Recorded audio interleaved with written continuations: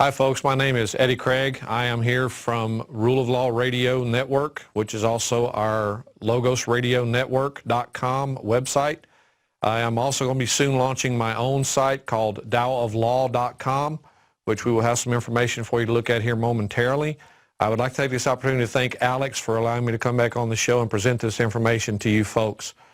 Now, what I'm going to talk about today for the most part are your rights, especially when it comes to things like public service and servant encounters involving traffic stops, sidewalk stops, public building stops, so on and so forth.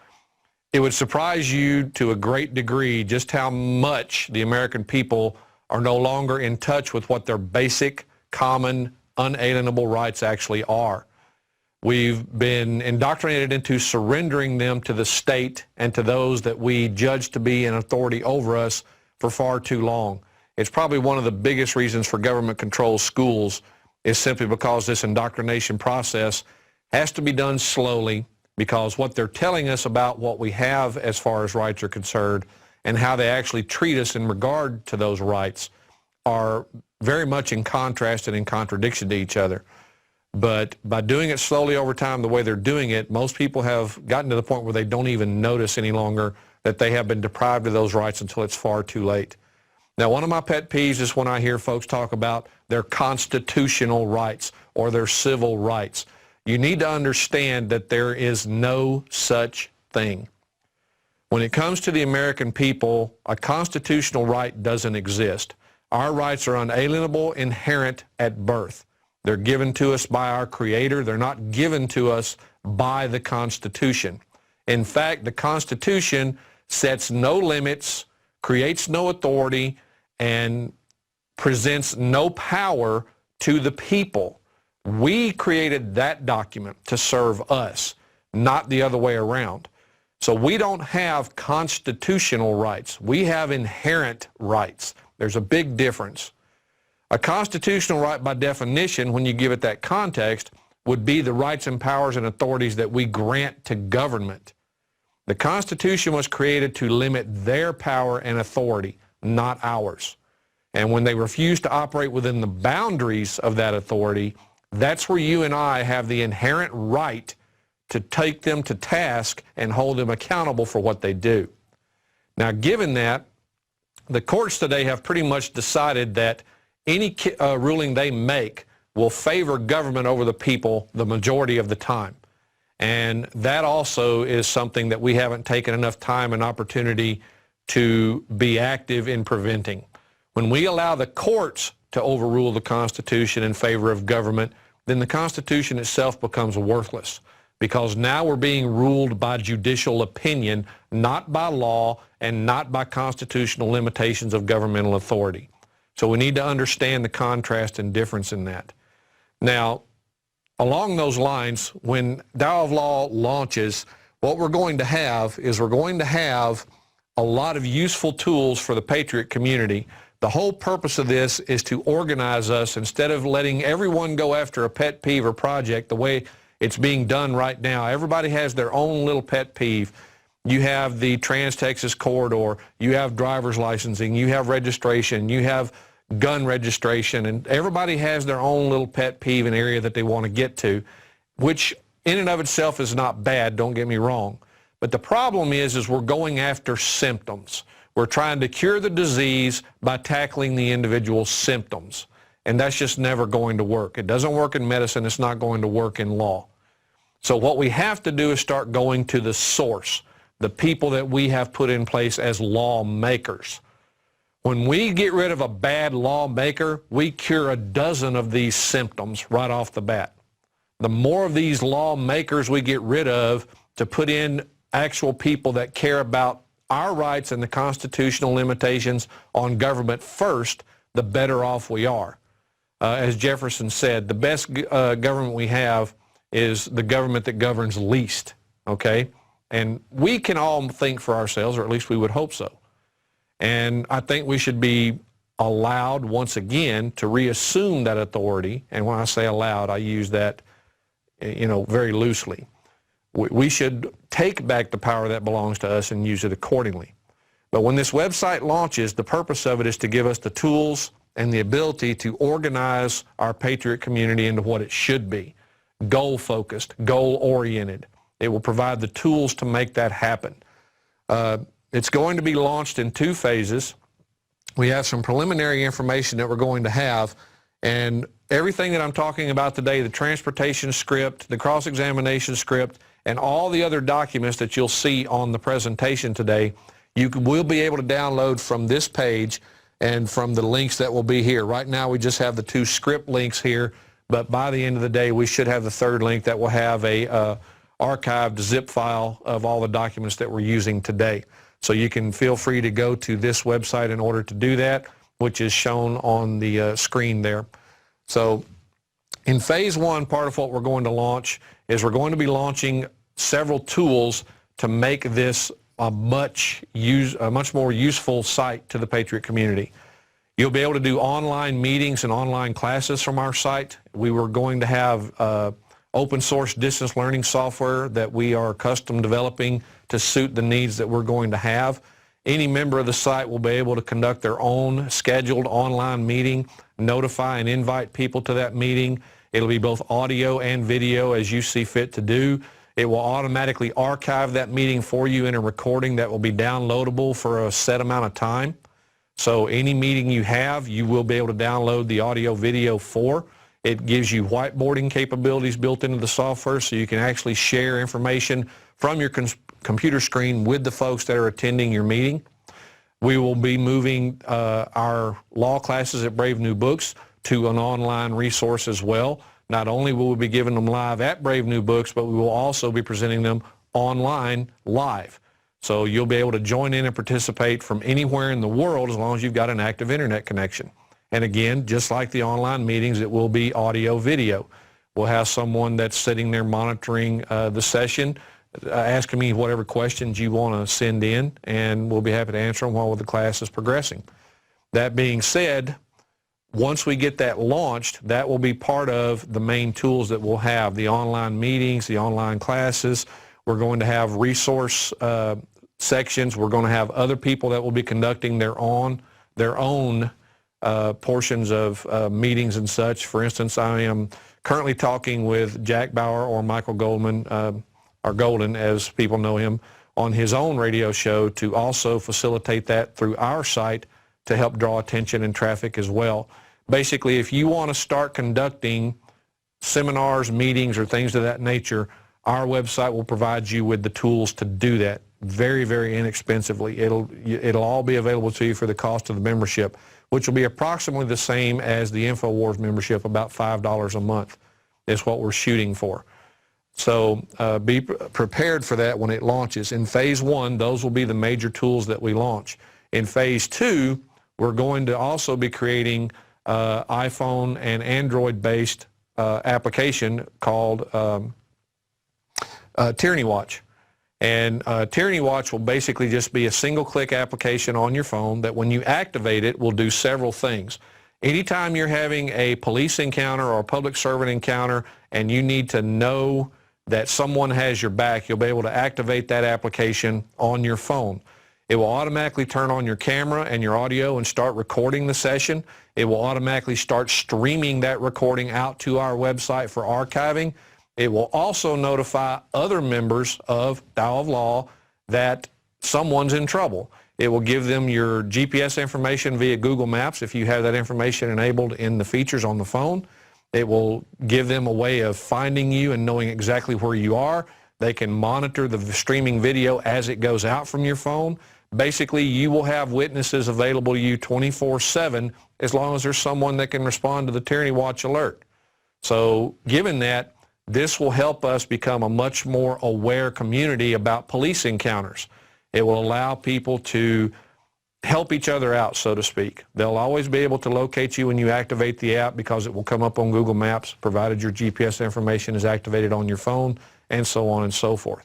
So that will be one of our second phase useful tools that we're going to have. That and so much more. But you can go to the logosradionetwork.com/TAO, and you will see this page here, and it will give you all the information on the phases and what we intend to launch and more details about the site itself. Now, that being said, I would like to go ahead and begin with some of the presentation material we're going to have today. Now, my area of expertise is Texas transportation law and legal due process under the Code of Criminal Procedure, which is where they designate transportation offenses to be, is actually criminal offenses. Now, when you study the Texas law on this subject, you come to the conclusion that they're sending mixed messages in the statutes. According to who is in charge of enforcing these, traffic citations are administrative because they are enforced first and foremost by the Texas Department of Public Safety, which is defined in the Texas Transportation Code as the department that's in charge of any chapter in the Transportation Code relevant to enforcement. The DPS, as they're known for short, is also a state administrative agency under Title 37 of the Texas Administrative Code. And when you go through Title 37 and break it down, it says very clearly that only certain offenses that occur within the Transportation Code are relevant to judicial courts. All others are administrative and should be going through the State Office of Administrative Hearings, but they're not. Now, under the State Administrative Procedures Act, which is Chapter 2001 of the Government Code, it very clearly states that the courts are not state administrative agencies, and therefore they lack any authority whatsoever regarding those particular cases that are subject to the Texas Administrative Code under the authority of the Department of Public Safety when they're not one of the exceptions to the rule that's designated there. While those exceptions can be charged and prosecuted in a criminal fashion, the remainder of them are administrative in nature. And that is the majority of the alleged offenses that most people in Texas run afoul of if they're capable of running afoul of it. Now, part of what we're going to learn here is what transportation is and what transportation isn't. Right now, we're led to believe that transportation is anyone in a car on the road, and that's simply not true. In the case of transportation, when they try to charge you with a crime as violations of those offenses, what we run into is what is a crime and what isn't a crime. Under what is known as the common law version of law, which is what this country is founded on, the common law of Old England, and it was adapted and everything to how the American system of justice and the rights of the people was set up to function. So it's not the same common law that existed in England, but the majority of it as far as rights, principles, and moral ethics of law was fully incorporated and indoctrinated into what we have here for our law. Most people don't realize the difference in that, but that's where it's from. You have common law basis for what occurs, and then you have statutory law. They are not the same thing. Though under common sense, the statutory law can't violate the common law principles, you're going to see in what we look at today that that is very much untrue in the way the law is being applied and written nowadays. It most assuredly runs afoul of common law principles, and I'm going to show you the proof of that as we go through this. Now, under common law, an actual crime is defined in this way. What you have is called malum in se, a wrong in itself, an act or case involving illegality from the very nature of the transaction upon principles of natural, moral, and public law. For example, fraud in and of itself is wrong. To defraud somebody out of money, property, or anything else is inherently morally wrong. Murder, inherently morally wrong. Theft, inherently morally wrong. Those are malum in se crimes. Those are the crimes that common law dealt with so studiously and efficiently at the time of its existence when it was allowed to function the way it was intended. An act is said to be malum in se when it is inherently and essentially evil, that is, immoral in its nature and injurious in its consequences, without any regard to the fact of its being noticed or punished by the law of the state. Such are most or all of the offenses cognizable at common law without the denouncement of a statute, as murder, larceny, etc., compared to malum prohibitum. Now, malum prohibitum is the statutory means of declaring something illegal or unlawful simply because there's a law that says it is, not because there is necessarily any harm or injury that occurred because of it. For instance, when a city ordinance says they can fine you to keep off the grass, no one is injured by you being on the grass. It is simply malum prohibitum because some city manager decided to make it an ordinance that said you can't do it, even though there is no injured party and there is no intent to commit an actual criminal offense. When you have intent, that's when we get into mens rea, which is the bottom portion of this here. When we're talking about mens rea as an element of criminal responsibility, a guilty mind, a guilty or wrongful purpose, a criminal intent, guilty knowledge and willfulness. That, folks, is part of what it has always taken to commit an actual crime. The desire to commit that crime, the intent, the willingness to commit that crime and cause that harm to another person or their property. These malum prohibitum statutes have gotten so far out of hand that basically they're declaring anything and everything that we the people do as illegal, simply because someone doesn't like it. And it doesn't matter whether there is an actual injury or not. They simply want us to believe that it's wrong because a small group of people decided to petition a smaller group of people to ask for permission to have it declared illegal for someone to do this thing. That's basically where we find ourselves. The majority of our law is no longer malum inse, it's malum prohibitum. And because of that, they are prohibiting virtually everything that we have done in our lives since America began. They have criminalized virtually every aspect of American life. You see it when they raid a location that sells raw milk, for example. You see it when Monsanto is allowed to go out and poison our food genetically and so on and so forth. And the only people being prohibited from doing anything are those that are not the big money corporations such as you and I. Basically, we are now under the thumb of corporate welfare in more ways than one, whether it be actual for-profit corporations or it be the state operating as a for-profit corporation in its own self. So, that being said, we need to understand what an actual crime is versus what a malum prohibitum alleged crime is. This is what brings us into the areas of transportation, which is one of my main areas of expertise. Now, when we get to transportation, we're going to get to some definitions when we go through this. And there's some things you need to understand about reading and understanding statutes when you begin to research this on your own. Terminology in relation to statutes is extremely important. Everything about statutory language is a gotcha clause. And 4.6 here, this gotcha of terminology, the compound definition, is one of the key ways of understanding how this system is set up to function.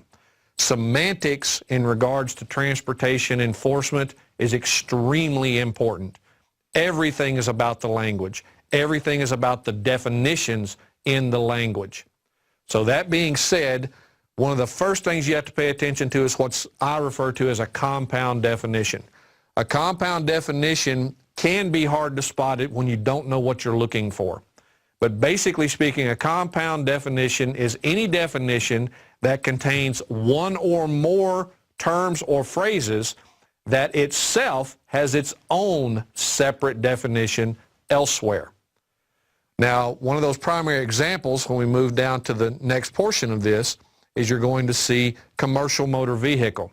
Notice that means a motor vehicle. Well, right here we have a problem. You have a definition that uses the same terms as a part of its definition. Right there we have something that isn't defined. You're trying to use the term being defined as a part of the definition. Then you say, when you read this, means a motor vehicle other than a motorcycle designed or used primarily to transport property.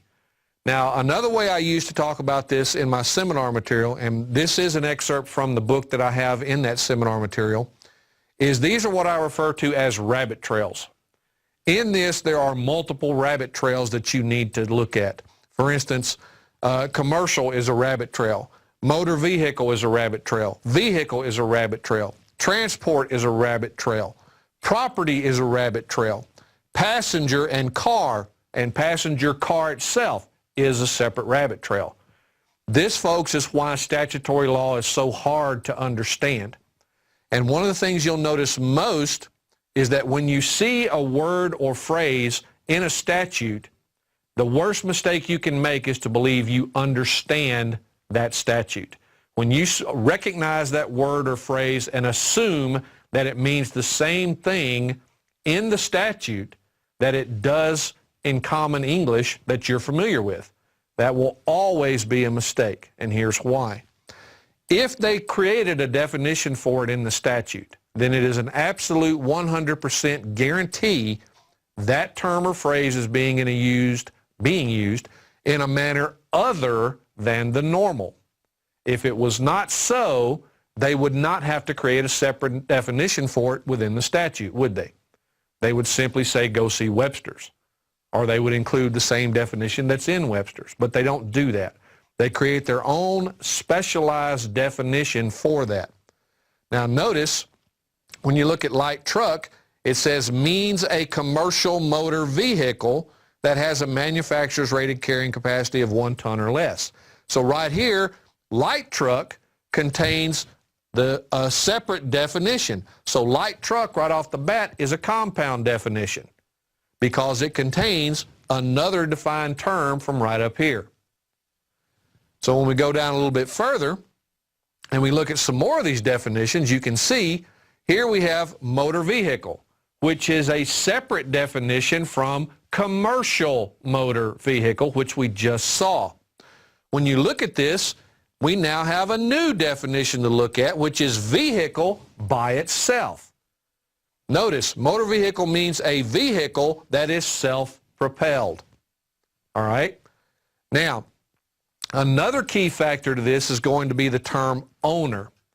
When you go look in law and you read some of the things that we have here, owner means a person who, A, holds the legal title of a vehicle.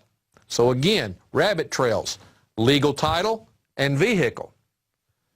B, has the legal right of possession of a vehicle. There's 3, legal right, possession, and vehicle.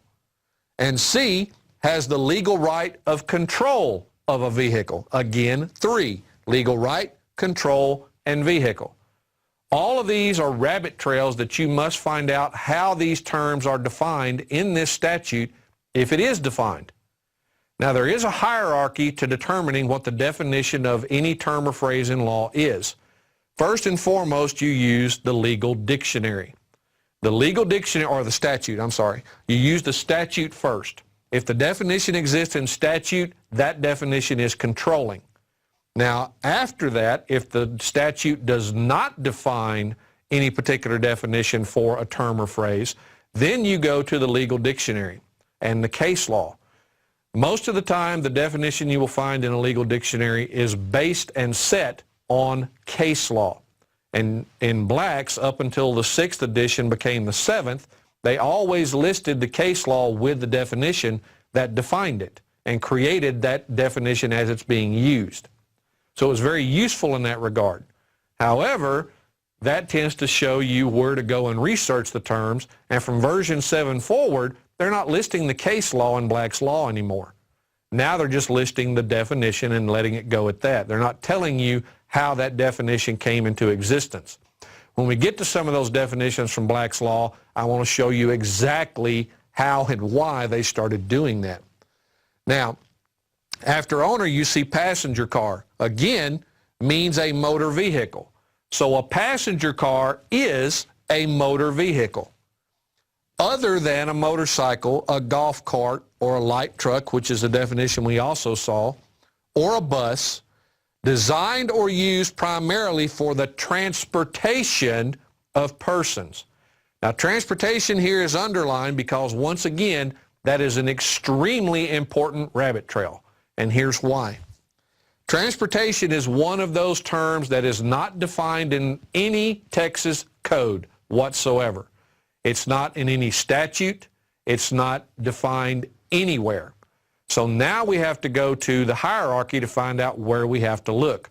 Since it's not in the statute, the next place we have to look is actually going to be the legal definition found in a legal dictionary and the case law that goes with it. So when we look that up, it's going to surprise you. But we'll get to those definitions also shortly when we start looking through the Black's Law. So if we go to the next shot, now we finally get to the term vehicle. Vehicle means a device in or by which a person or property is or may be transported or drawn on a public highway other than a device used exclusively on stationary rails or tracks. Now let's consider where we got to this point. You have commercial motor vehicle, which says it is defined by a motor vehicle.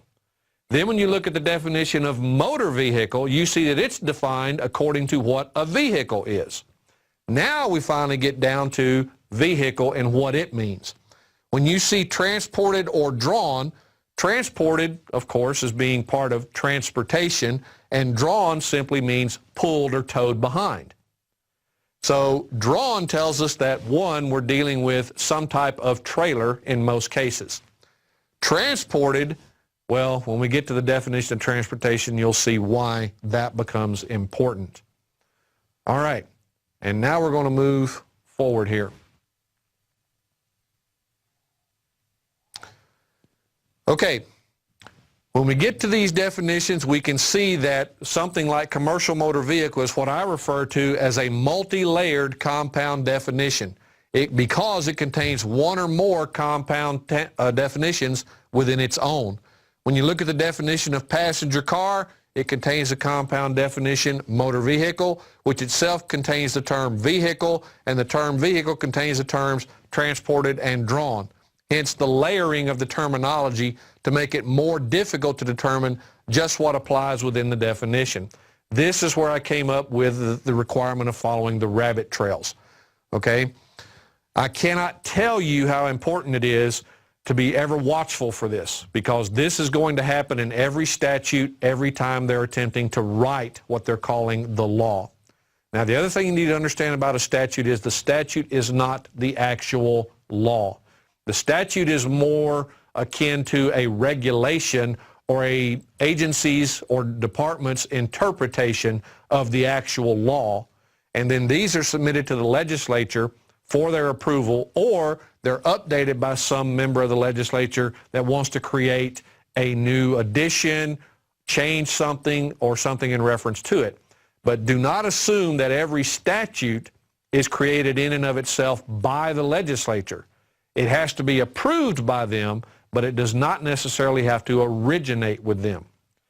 Now, the difference here between a statute and the actual law, the law is the actual bill that was submitted by one of the houses of the legislature in your particular republic, ours being Texas, of course, and then it gets voted on and passed through, and it does not actually become a law until the governor signs it, or it's passed because the governor didn't sign it within a certain amount of time. But once it's passed, it becomes the law. The statute is supposed to interpret that law in a manner that makes it generally acceptable, usable, as long as it does not alter the specific subject matter and intent of the law upon which it's based. Well, believe me, folks, they've done that in many, many ways in many, many of the republics. The statutes no longer follow the language or the intent of the actual law. For instance, the Transportation Code in Texas was recodified in its entirety in 1995. Now, the Texas Constitution in Article 3, Sections 29 through 35, says how the legislature must create law, where their authority to create law comes from, and it limits them to be the only people that have the authority to create any actual law that is binding upon the people of our republic. Given that, what they've done is, when they recodified, our Constitution here in Texas says that they cannot change the subject matter or the intent and purpose of any statute by amendment. They have to repeal the act if they're going to encompass anything new. They have to repeal it in its entirety and resubmit it in its entirety with the new changes. Folks, they did not do that. In 1995, they simply renumbered and recodified the old references from Vernon's annotated statutes into what we see as the Transportation Code. They've also done that to the majority of the other codes here in Texas and virtually every other state of the union. Now, given that, we can see right off the bat when we get into this that what the law can do and what they've tried to make it do definitely do not agree with each other. All right, when you're reading statute, keep in mind terminology is important. And again, this is just to show you what I was saying a moment ago. Never assume you know the meaning of the words or phrases just because you recognize them. The way they're being used in law and the way that they apply in law will be different if they've been defined by that so-called law.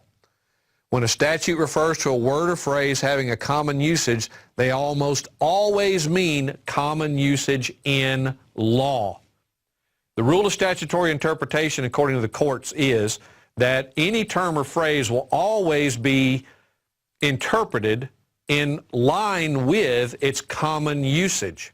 What they fail to tell you when they make up these types of rules for interpretation is that they have to follow that same hierarchy of defining that term. They have to look at how the statute defines it first. If the statute fails to define it, then they have to go to any case law and legal dictionary definitions for defining it. And if that doesn't exist, then and only then can they go to the Common English Dictionary. This is the way it's always worked when it comes to law, but we're being misled into thinking that when they say common usage, that they simply mean Webster's or American Heritage, and that's simply not true. It's common usage in law. So we have to start looking for the references that are used by those in the legal community first. And that always starts with the statute itself. Now, these are some of the definitions relevant to transportation, and you'll see why momentarily. First off, we have to deal with carrier. What is a carrier? Well, according to Black's Law 6th edition, a common carrier is any carrier required by law to convey freight without refusal if the approved fare or charge is paid. Common carrier in the 8th edition of Black's is a carrier that is generally required by law to transport passengers or freight without refusal if the approved fare or charge is paid. Notice what these two definitions have in common. Fare or charge. Someone is paying to be moved as a passenger or to have freight, whether it be property or goods, moved from one place to another. But somebody is getting paid, and somebody is doing the paying. When you look at contract carrier in Black's Law, a contract carrier is a transportation company that carries for pay the goods of certain customers only as contrasted to a common carrier that carries the goods of the public in general. So those folks are your reasonable definitions of a carrier, okay? You have common, you have contract. So when we look a little further down in these types of definitions, we're going to come across something else. Now, a carrier is someone that's getting paid to perform this function of moving passengers or freight. Now let's talk about what happens when it's being done in something like a car or a bus. There are two terms that are relevant to these types of vehicles, and I will show you why that term is used in these cases shortly. A driver is someone that is actually getting paid to be behind the wheel of that bus, that taxi cab, or some other conveyance that's being used to transport persons, or in some cases even property, over a highway. For instance, an individual driving an 18-wheeler is a driver. He is getting paid either in his own right as the owner of the truck transporting property or freight for somebody, or he is being paid to do so on behalf of some larger company that he's employed by. But a driver is someone that gets paid. How do we know? Again, look at the definition of driver in statutes, look at the definition of driver in law for the legal definitions, and you will find that they are extremely similar. For instance, in the transportation code, a driver is someone that is in control of either a vehicle or a motor vehicle. But again, that's not a strictly complete definition the way they do it. And I'll show you why when we get to transportation. But for now, let's look at what a driver is when defined by law. A driver, according to Black's third, is one employed in conducting or operating a coach, carriage, wagon, or other vehicle with horses, mules, or other animals, or a bicycle, tricycle, or motor car, though not a street railroad car. Now notice, this is a fairly old definition. It's still talking about horses, mules, and other animals being used for transportation. Then we go forward to Black's fourth, which is about anywhere from 7 to 10 years apart. One employed in conducting or operating a coach, carriage, wagon, or other vehicle with horses, mules, or animals, or a bicycle, tricycle, or motor car, though not a street railroad car. Notice they've added to the definition in the fourth. A person actually doing driving, whether employed by owner to drive or driving his own vehicle. Now, the moment you read this definition, and then you read the one out of the six down here, you're going to jump to a conclusion about how this suddenly looks like it actually applies to someone in their own private car. I'm going to show you why it doesn't. All right, driver in Black 6 is a person actually doing driving, whether employed by owner to drive or driving his own vehicle. When you look at this, notice that the first part of the definition from the original definitions is now completely wiped out. Any reference to the commercial nature of the definition has been removed. We need to start asking ourselves how and why. Well, I'm going to show you. It was to hide the true nature of this definition from the general public, so that you would make the false assumption that this definition somehow applied to you. You'll notice that it references a person actually doing driving, okay? Notice it also still says whether employed by the owner of whatever conveyance they're using. In this case, it will generally be some type of vehicle, a truck, a taxi cab, so on and so forth, or driving his own vehicle. The term vehicle here is what's going to hinge on everything that we're talking about, along with the term driving, okay? Can you own your own taxi cab? Can you be the operator of that taxi service and the driver of that taxi when it's in use? Absolutely. In that case, you have to have two licenses, one to operate the taxi franchise, and then you also have to have a driver's license to actually drive or operate the car on the road. So you actually have to have two permits in that case when it's your own vehicle. Now here, when you get to vehicle and driving, we're going to talk close to the end of this presentation about the 7 deadly sins. Those two terms are going to be listed in the 7 deadly sins, and you'll see what that is when it comes to fighting these cases in court. Now let's look at what traffic is. They constantly refer to these as traffic stops. They constantly refer to these as traffic arrests, traffic offenses, traffic citations, so on and so forth. Well, the term traffic is defined in the Texas Transportation Code, and they simply use it to refer to things that move, whether it be pedestrians, any type of vehicle or motor vehicle that is on the highway. That's how they generally define traffic in the Transportation Code. But let's look at what the legal definition for it has been set to for many, many, many years. Traffic in Bouvier's 1856 version, which is one of the dictionaries that the Supreme Court starts out with, and if the term is not defined in Bouvier's, they'll move on to Black's. But generally speaking, they will go to Bouvier's first. Traffic in Bouvier's 1856 was commonly known as commerce, trade, sale or exchange of merchandise, bills, money, and the like. Now, what does that tell us? It tells us that traffic is commercial. It tells us that it's commerce. It has to do with the movements of any type of commodity or passenger that is in exchange for some sort of compensation. That being said, let's look at traffic in black's third. Commerce, trade, sale or exchange of merchandise, bills, money, and the like. The passing of goods or commodities from one person to another for an equivalent in goods or money.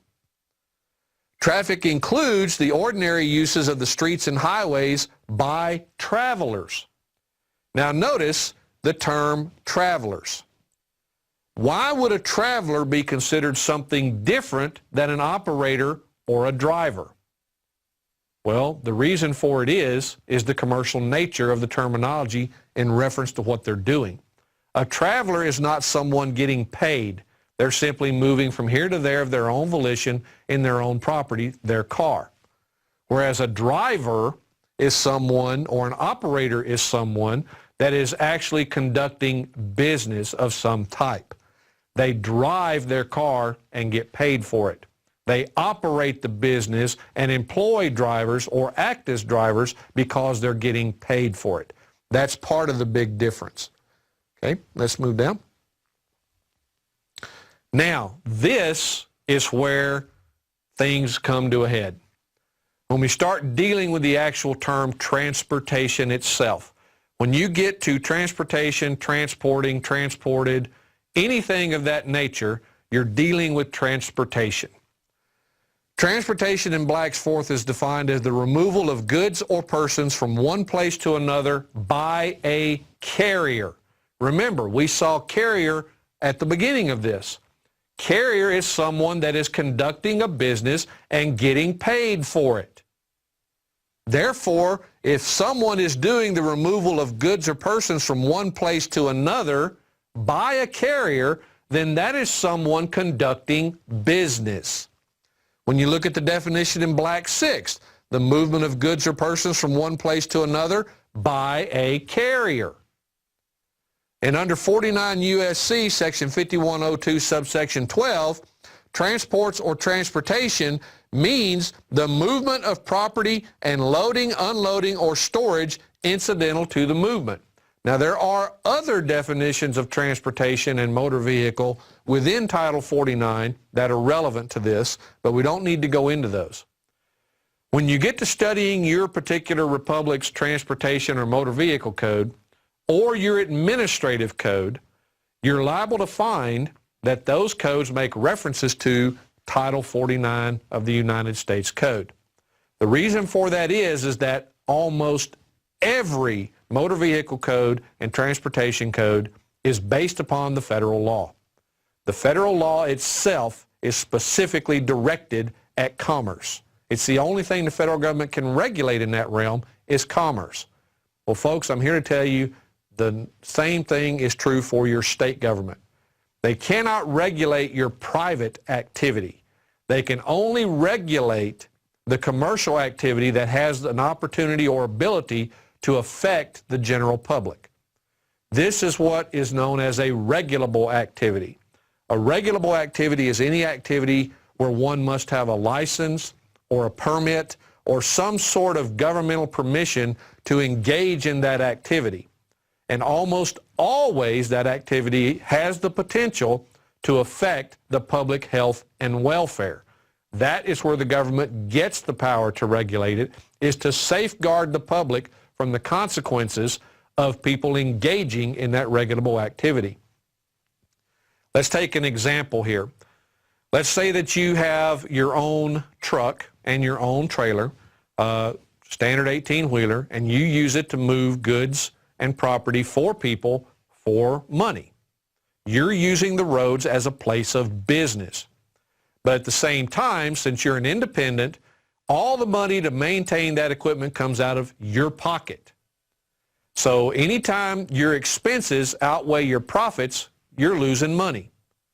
So in order to generate a profit at some point, you may decide that it's simply easier to forego certain maintenance procedures or to prolong the time between them in order to lessen the expense of maintaining that equipment. Now, let's say that you get this large contract where you're taking a huge amount of cargo which is basically in excess of what your equipment is actually rated to carry in and of itself without special permits. But let's also say, for instance, that because your profits have been relatively low as of late, you've decided that you would forego your maintenance on this equipment for the past year and a half. You haven't kept up the tire pressure, you haven't done any maintenance on the engine, you haven't checked any of the framework, the air brakes, none of the standard equipment that needs to be kept in safe working condition so that this piece of equipment operates in a manner that makes it safe. Now you go out on the road with dysfunctional air brakes, carrying an excess amount of weight. What chance do you have when you reach 70 miles an hour of actually stopping that 85,000-pound missile that's barreling down the highway with all these other cars?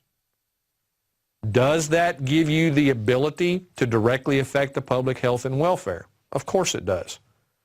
86,000 pounds plus coming at you at 70 miles an hour with no brakes, or the fact that you've stressed the frame in the trailer and now you've got stress fractures in the main supports and your load is too heavy, you hit a dip or bump or something in the road that causes that frame to flex, suddenly that entire trailer snaps in half, dumps all of that cargo at 70 miles an hour right in the middle of the highway.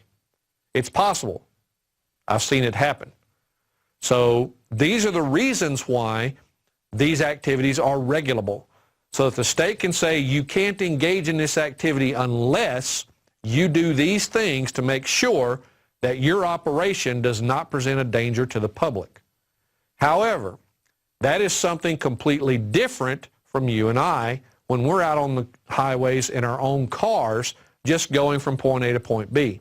The first major difference is we're not engaged in transportation. We're not getting paid by anyone to get in that car, get on that road, and do anything. It doesn't matter if you're going to or from your job. It doesn't matter if you're going to the supermarket to buy groceries. No one is paying you to transport anything in your car. It's simply you and your needs that motivate your desire and ability to get in your property, go to the store, get what you need, and bring it home for your family. It's not commerce. The state can't regulate that activity because it's not commerce. Now, lots of people like to scream and holler about public safety. Well, I want to make sure that somebody behind the wheel of a car knows what they're doing. I want to make sure they're licensed. I want to make sure they're insured. I want to make sure that if they run over a member of my family that this happens and this happens and this happens. Well, folks, you run into the exact same dangers whether you're in a car, on a bicycle, or skateboarding or anything else.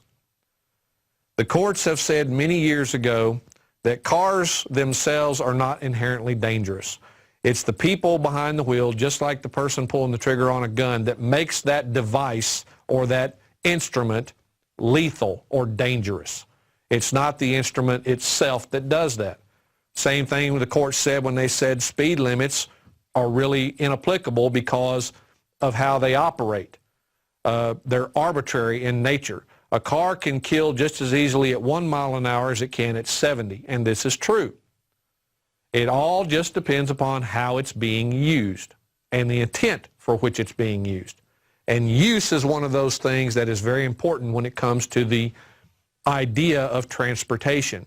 You have to be using it with the intent of engaging in transportation before it applies. So that being said, real briefly, I just want to show you that there is tons of case law on this subject.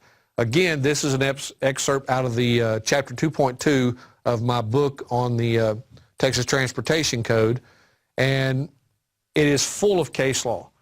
Since the very invention of the automobile to current, there's been case after case after case at state and federal level that specifically says that there's a distinct difference between commercial use of the roads and the right of the people to use the road for non-commercial purposes. One is a privilege, the commercial. The other is a right. It is a right of liberty. The courts ruled a long time ago that we have the right to move from place to place. Even the federal Constitution is recognized as having given us the ability to go from state to state, however we wish, anytime we wish, without government interference. Okay. Let's move to the next. Now, in one of these cases, Williams versus Fears, the United States Supreme Court ruled the following. Undoubtedly, the right of locomotion, the right to remove from one place to another according to inclination, is an attribute of personal liberty, and the right, ordinarily, of free transit from or through the territory of any state is a right secured by the 14th Amendment and by other provisions of the Constitution. Now, Vernon's civil statutes of the state of Texas used to have this in it. Generally, public road is road used by public as a matter of right. Doesn't say privilege, it says right. There is a distinct difference between a privilege and a right. A privilege is something someone granted to you, and that same someone can take it away just as easily as they granted it. That's really all a license or permit is a grant of authority to do something that would be otherwise illegal without that license. That right there is the signal that the people can't be licensed because we're exercising a right to do something, which is to use our personal property, our car, upon our road, which we own. The state does not own your roads, folks. You appointed the state as their caretaker. They are to keep them in good working order for us, the people, so that we may use them for our private business and pleasure. That's what they're for. They're not for the conducting of business. They're for the general public to use for our own private convenience and pleasure, period. That's why they can license the privilege, because someone is using what belongs to everyone to generate private profit for themselves. Trucking companies, private haulers, taxi cabs, they use our roads as a place of business to generate gain. That can be licensed because they are a threat to public safety in order to forego certain things to increase how much they can gain. And we did that with the example on the truck. Now, when we go down to the next case, we can see that we have Texas case law on this subject as well. The streets of the cities of this country belong to the public. Primarily, every member of the public has a natural right to the free use of such streets in the normal pursuit of his private or personal business or pleasure. The right of the public at large to the free use of the streets is paramount to the natural right of the individual. The power of the city in exercising such control is limited only by the Constitution and the general laws of the state. But neither the legislature nor the city commissioners has the power to take away or unreasonably abridge the natural rights of the citizen to the use of the streets in the manner and for the purpose we have set forth above. City of San Antonio versus Fetzer. Right here in Texas, we have case law that says exactly what I'm talking about. Both the transient public and the owners of abutting property have the right to the free passage of vehicles on the public highways. Now, the use of the highway for the purpose of travel and transportation is not a mere privilege, but a common and fundamental right of which the public and individuals cannot rightfully be deprived. This is always talking about the rights of the people to use the road. Now, one of the problems with these case opinions, however, is the following. It still uses the 7 deadly sins to define the activity that these cases are the subject of. The operation of vehicles, driving of vehicles, and so on and so forth. The problem is vehicle in and of itself is defined as something specific to transportation. And as we saw early on in the definition of transportation, that's a commercial activity. Everything about the transportation code is commercial. You can't find anything in it that makes it anything other than commercial. Though it doesn't spell it out in plain, clear language that it's commercial only, the fact that it's a transportation code tells us what its subject matter limitation is. transportation. And like I said, that term is not defined in any Texas code anywhere. Why do you think that is? Because if that definition was given out and people were wise to what it actually applies to, then the state cannot do what it's doing by stealing money through illegal revenue generation on traffic citations, forcing everyone to register a car or get a license or get insurance or to get inspections. If they're not engaged in the regulable activity of transportation, the state would lose billions of dollars of this revenue it's generating by creating the appearance that this statute and these definitions and terms apply to everyone. They don't. It is one great big lie. That's the reason the title of my book, where these excerpts are taken, is called The Texas Transportation Code, The Law versus the Lie. And believe me, folks, it's a lie. All right, again, this is the case that we read at the bottom. The reference there is Thompson versus Smith. This case also makes it very clear that it is the right of the citizen to travel upon the public highways. Now, when you read case law opinions, you're going to find out that they use a lot of terms that a lot of people in the patriot community disagree with, such as citizen and so on and so forth. A lot of this I don't care for in one particular way or the other. My goal is to take their own law and beat them black and blue with it at every single opportunity. And as we get into dealing with this issue of transportation when it comes to a traffic ticket, the traffic stop itself and your rights there that are being negated at every turn, and then taking the issue to court, you're going to see exactly how this works. Now, I'm going to tell you the two major moneymakers for the state, at least the state of Texas, is financial responsibility tickets and speeding tickets. Those are their two favorite things to go after the general public for. They will use these to generate revenue by the billions of dollars every single year. Just in the city of Austin, Texas in 2010, the Austin Police Department issued over 304,000 traffic citations. That doesn't include the Sheriff's Department. That doesn't include the Department of Public Safety. That's simply the city of Austin all by itself. The city of Austin generated over $64 million in revenue on those citations in 2010. 50% of that revenue goes to the state of Texas. If you think they're not making money on this, think again. Now look at all the major metropolitan areas in Texas that do this. And by the way, Austin is one of the top three, if not the foremost, of the traffic ticket capitals here in Texas. They issue more, they collect more fines and money, the whole 9 yards. You have Houston, Dallas, Fort Worth, and so many others that will also top millions of dollars. But when you look at every single thing involved in transportation that the state uses to steal money out of the pockets of the general public, they generate more than $9 billion per year in revenue through illegal fines and fees to the general public here in Texas. Doesn't matter whether you're passing through, you actually have to live here. They're stealing from you, folks, hand over fist. And the problem with that is most of you are ignorant of it, most of you don't know it's being done, and most of you give it away willingly rather than fight for the rights you have. Now, I'm going to take these two particular types of citations real quick, and I'm going to show you exactly part of the problem.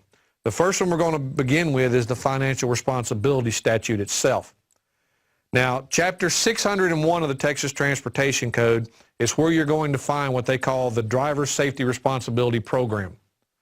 In that, they have all the requirements for how someone must be protected financially when it comes to the operation or driving of a motor vehicle or vehicle.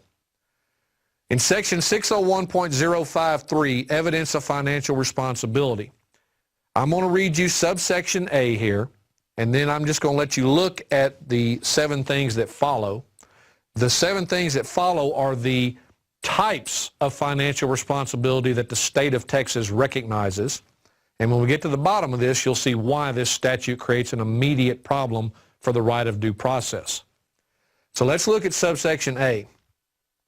As a condition of operating in this state, a motor vehicle, to which Section 601.051 applies, the operator of the vehicle, on request, shall provide to a peace officer, as defined by Article 2.12 Code of Criminal Procedure, or a person involved in an accident with the operator, evidence of financial responsibility by exhibiting one of these 7 things that will be listed. We got motor vehicle liability insurance policy, standard proof of motor vehicle liability insurance form, insurance binder, surety bond certificate, certificate of a deposit with the comptroller, certificate or a copy of a certificate of deposit with the appropriate county judge, certificate of self-insurance covering the vehicle, etc., etc. But let's look at subsection B.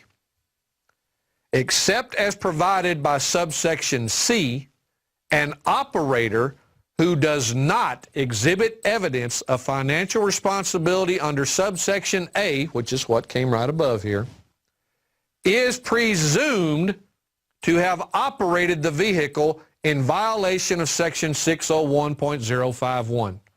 Right here we have an immediate due process problem. You have a statute that officially declares the operator guilty by default. If you don't prove your innocence by pulling up one of these 7 things and showing it to the officer, then you are immediately presumed guilty by the statute. So you have 2 very serious due process issues.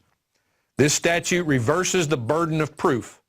The state no longer has to prove you didn't have one of these things for financial responsibility. You must prove that you did.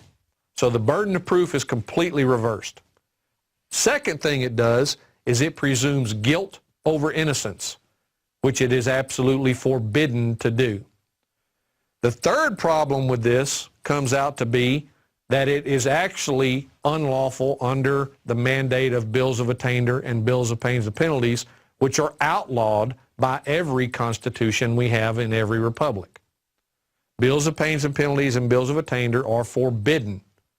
And I'll show you what the definition of that is when we get that far down. But right now, these 2 primary due process issues are at stake here. Reversal of the burden of proof and the declaration of guilt over innocence by the statute and legislative mandate of this statute. That creates an immediate problem. Now, when we go a little further, we get into the deal of speeding. Now again, we're going to be looking at the specific statutes that relate to this. First and foremost, whenever something occurs that the public has to have knowledge of before they can be charged with an offense under it, there has to be something that tells them what their duty is. Well, according to statute, presumably, the duty of every person to travel a particular speed on the highway is set by the speed signs that are posted at intervals along the highway. Well, there's a problem. In Texas law, there is only one section that specifically identifies what the purpose of a speed sign is. And again, it's not to regulate the general public. It is to regulate those engaged in the regulable activity of transportation for commercial purposes. What proof do I have of this argument? The statute. When we look at the statutes, you see section 201.904, which is out of subchapter K, Road and Highway Use, regarding signs. 201.904 is titled Speed Signs. And it reads, "The department shall erect and maintain on the highways and roads of this state appropriate signs that show the maximum lawful speed for commercial motor vehicles, truck tractors, truck trailers, truck semi-trailers, and motor vehicles engaged in the business of transporting passengers for compensation or hire," meaning buses. So folks, how much plainer can you get about what's being regulated by a speed sign? Everything in this definition is commercial. Everything. Nothing has to do with the private car. Nothing. The difference here is what's being referred to. Vehicles, vehicles, vehicles, drivers, operators. Those are what we're talking about. All of those are things that are regulated for the purpose of transportation, which in and of itself is the commercial activity being regulated by this code. These are the little things that the courts and the prosecutors and the money machine doesn't want you, the general public, to know or understand. Well, I'm here to tell you it's a lie. It's been a lie for a long time, and the money that has been stolen from us is egregious in nature in its sheer amount. When you go down, there are two other statutes relevant to any speeding charge in Texas, 545.351 and 352. When you look at, move back up to the top of that for just a second. When you look at 351, you'll see it is titled Maximum Speed Requirement. Here it tells you an operator may not drive at a speed greater than is reasonable and prudent under the circumstances then existing. Now that language has to appear in the actual criminal complaint against you in a speeding charge. They actually have to cite that you operated the vehicle at a speed greater than is reasonable and prudent under the circumstances then existing. That has to be a part of the complaint. When you move down to B and you look at an operator, and again, this is an operator that they're talking about here. And you'll notice also when you're reading statute that the definition for the same term will change. In this section of the code, it will be defined this way. Then that same term in another section of the code will be defined a different way. Such is the case with operator, such is the case with driver, such is the case with vehicle and motor vehicle. And in some instances, they'll even use them as if they're interchangeable, when in fact they're not. Now, an operator may not drive a vehicle at a speed greater than is reasonable and prudent under the conditions and having regard for actual and potential hazards then existing. And when we go to the next section, that is continued as far as the condition. The second condition is, shall control the speed of the vehicle as necessary to avoid colliding with another person or vehicle that is on or entering the highway in compliance with law and the duty of each person to use due care. Now, the problem you're going to run into with this is the following. This right here tells us very clearly that one of the elemental conditions required to be proven in a speeding charge is that a collision occurred. That is never proven. That's never even alleged in the complaint. The traveling at a rate that's greater than reasonable and prudent is certainly asserted. It's a requirement. So why, even because it says and then we get part 2 here, this is also a requirement. It's mandatory. It doesn't say or this condition, it says and this condition. So not only must you have exercised due care with a speed that is reasonable and prudent under the circumstances this then existing, but you also must have done so with the intent of avoiding a collision. So the only way that you could violate this section is if a collision occurred, because obviously you were not able to avoid it, meaning either the person entered the roadway illegally and not in compliance with law, which makes the fault theirs, or you were traveling at such a speed that you could not take reasonable care and act prudently in order to avoid a collision with somebody who did enter the highway in a lawful, legal manner. That's the only way you can violate this. But again, they never prove a collision at all. It's never even mentioned. So let me tell you how they get away with doing that. When you look a little further, it gives you some other information about when subsection A and B kick in. It talks about the operator approaching and crossing an intersection or railroad grade crossing, the operator approaching and going around a curve, approaching a hill crest, traveling on a narrow or winding roadway, or there's a special hazard that exists with regard to traffic, including pedestrians or weather or highway conditions. Okay? But again, all of these are relevant to the conditions that are in A and B above. So you can't, just because you're going faster than the posted speed limit, under these conditions and in these sections, unless they can prove A and B, none of this applies. But again, B is never mentioned with the requirement of producing the collision and showing that it occurred. Let's go to the next one. When you go down to 352, you run into what is known in law as prima facie speed limits. Now here, prima facie simply means that on its face, at first glance, first impression, there's a number of ways to look at it. But when you do, you will see that prima facie simply means that. All evidence, no withstanding evidence, whatever, this is how it appears to work. A speed in excess of the limits established by subsection B, which will be the following, or under another provision of this subchapter, is prima facie evidence that the speed is not reasonable and prudent and that the speed is unlawful.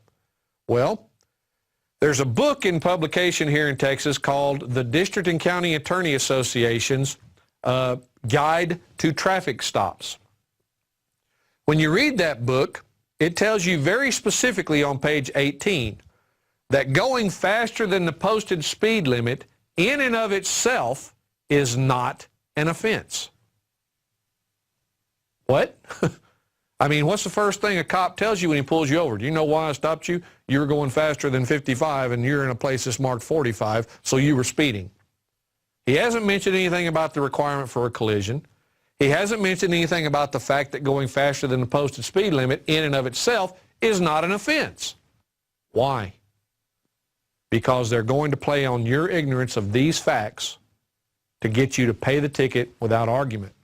They're going to steal your money, and you're going to help them because you are going to say, too much time out of my day, it's too much trouble, too much hassle, too big a problem, I got things to do, I got a life to lead, I don't want to be stuck in court, I don't want to have to go out there and pay the parking fees. You name it. You'll come up with a million excuses why you hate to pay it, but you're going to pay it. That, folks, is exactly what the system counts on. The fact that you are more than willing, because it's more convenient to pay the $200 than to take time out of your day, miss work, have to hire a babysitter, or anything of that nature in order to fight it. But that's one of the reasons the system has managed to stay alive as long as it has. More people pay than fight. This system would die within a month if everybody fought their ticket. You would drive the cost of prosecution so high that they couldn't afford to keep it alive. They would have to set the fines and fees in the thousands of dollars range to even break even. And the moment they start putting fines and fees on top of these charges like that, it's a guarantee everyone will fight it because no one could afford to pay it. So right now, the prices on these fines and fees are set at a level that is just painful enough to make people not want to pay it and thus change their behavior, but not so high as to make them want to put up a fight. And that is the point. The more people that go in and pay without a fight, the more profitable the system is because they didn't have to expend any extra money to hire counsel, to pay somebody to appear on behalf of the state, to have the judge sit there, to have the clerk sit there, generate all the paperwork, generate all the legal notices, which they also never do, and so on and so forth. It's all about your acquiescence to them stealing your money as quickly and easily and painlessly as possible. They count on that from you, and they get it for the most part. And I'm here to tell you it needs to stop. As long as we let them do it, they will do it because there's money in theft when you're the government. Now, when you go down through this, you'll see that they list the various speed limits that are lawful here, there, and everywhere. When they charge you, they attempt to charge you specifically for violation only of going faster than the posted speed limit. But let's scroll down here for just a second. Now, anywhere in here, do you see the language, both in the part right immediately before this or here, where it says anything about the speed being reasonable and prudent under the conditions then existing? Go down one more. Okay? Again, not there. Nothing in that language appears here. Yet it is in 351 where it deals with the collision. Now, the case law I've read on complaints says that that language must be there. But it only appears in 351 dealing with the collision. It's not in 352 dealing with the prima facie speed limits. So why is that a problem? Well, it means that the language of 351 has to apply to the complaint. Therefore, the elements of the actual alleged offense that exist in 351 must also be a part of the complaint. And they're not. They never allege that you failed to avoid a collision. They never allege that the result was a collision, in which case that's the only way you could actually get charged with speeding. Doesn't matter whether you're a commercial driver or not. The only way that charge can be lawfully levied is if there was a collision, whether it be with persons or property. But according to this, it says another vehicle entering the highway. Doesn't say anything about if you left the highway. Doesn't say anything about if you collided with a tree or somebody's fence post. It says another vehicle entering the highway. They tend to ignore that, and so do we, because we don't know the law, we don't read it, we don't see why it's important to us. Well, I'm going to tell you it's important to you because it's being used to commit robbery, theft, fraud, extortion. That's why it's important to you. These are the rules your public servants are supposed to play by, and they're not. And they're taking advantage of you while they're doing it. Now, the next thing I want to point out to you is this. In the 601.053 statute regarding the proof of insurance and financial responsibility, where it determined that you were guilty before you were innocent and that the burden of proof is now on you rather than the state. We need to see what Texas law says about that, and the law will be the same in your state as well, whatever code it may be in. But when you look at the Texas Code of Criminal Procedure, there are certain responsibilities assigned to certain officers in regards to the presumption of innocence. For instance, one of the duties of district attorneys, down in the very last line you can see, they shall not suppress facts or secret witnesses capable of establishing the innocence of the accused. Yet in a speeding case, they secret the fact that a collision has to have occurred before you could be charged. They don't bring that up. They don't mention it. It's not even relevant to them. In the case of the insurance, they don't bring up that if the complaint simply says failure to show proof of insurance, the complaint is faulty, because insurance is only one of the ways financial responsibility could be met. There's a whole list of them there. The state never bothered to look and see if you had any of them. They required you to prove that you have it rather than the burden of proof being that they had to show that you had it. That's a problem. Now, on top of that, they know that this deals with a commercial activity known as transportation that the state can regulate, but at no time have they alleged or brought any proof that you were somebody engaged in that activity. So how can you be guilty of an offense under a statute that has absolutely nothing to do with you unless you're engaged in that regulable activity, known as transportation? You don't use the roads as a place of business, yet you're being charged under a statute that applies only to that special group of people and individuals who are. It's theft, it's fraud, and you need to know it. Let's go to the next section. Here are two other statutes relevant to the presumption of innocence over the presumption of guilt that 601.053 of the Transportation Code creates. In Article 11.43, presumption of innocence, again, this is out of the Texas Code of Criminal Procedure. No presumption of guilt arises from the mere fact that a criminal accusation has been made before a competent authority. So just because a cop gives a magistrate a ticket, they can't immediately presume you're guilty of anything, but they do. If you don't believe that, go to one of these kangaroo courts and just watch how far they're willing to push it to violate your rights. In Article 38.03, presumption of innocence, all persons are presumed to be innocent, and no person may be convicted of an offense unless each element of the offense is proved beyond a reasonable doubt.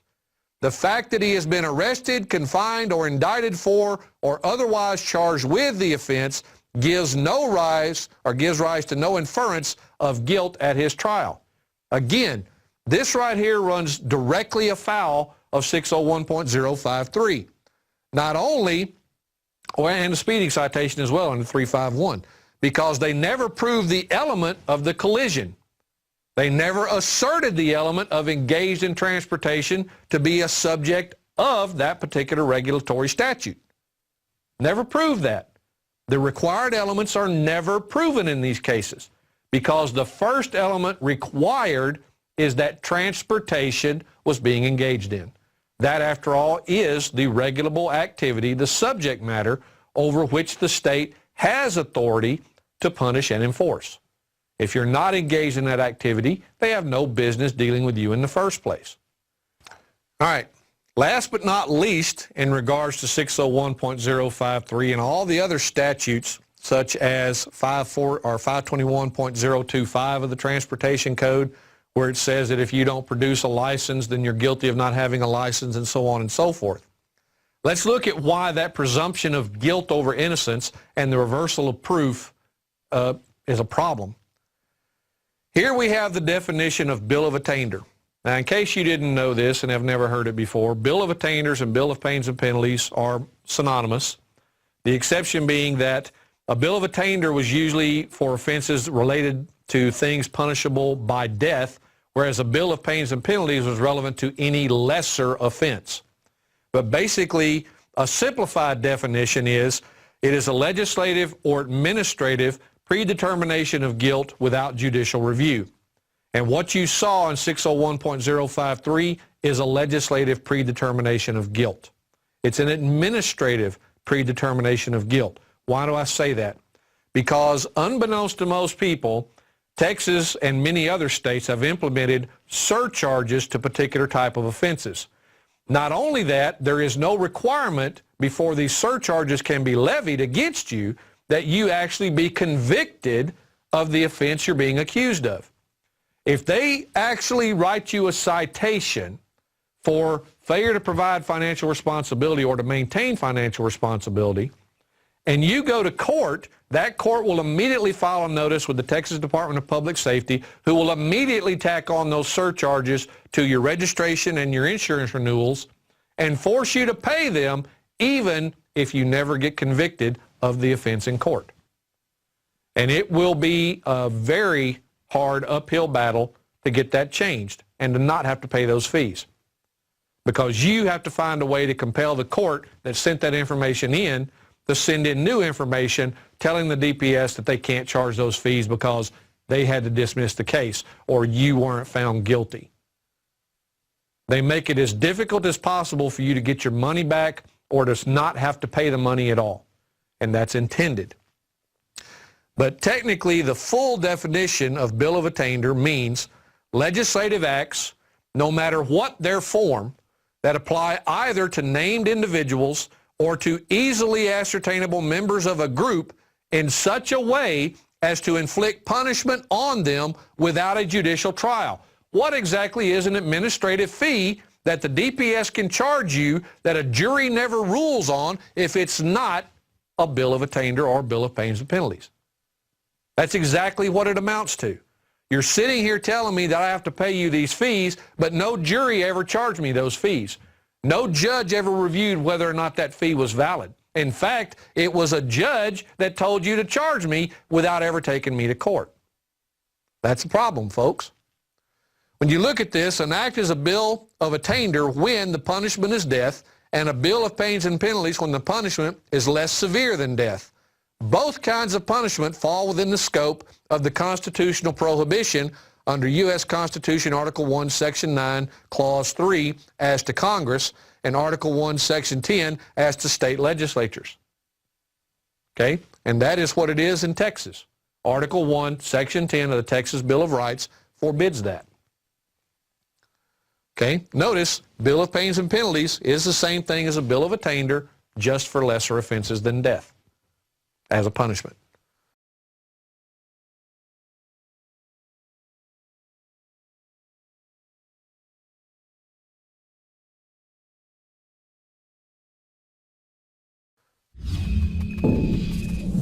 All right, folks, as you can tell, I had to shuck the jacket because I'm about to get in the area that I'm most passionate about and part of what I teach in my classes down at Brave New Books here in Austin.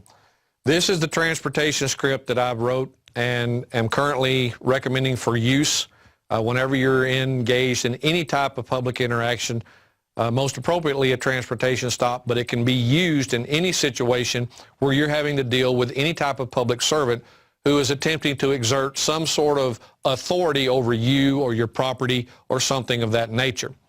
So that being said, there's a couple of general rules when it comes to dealing with public officials.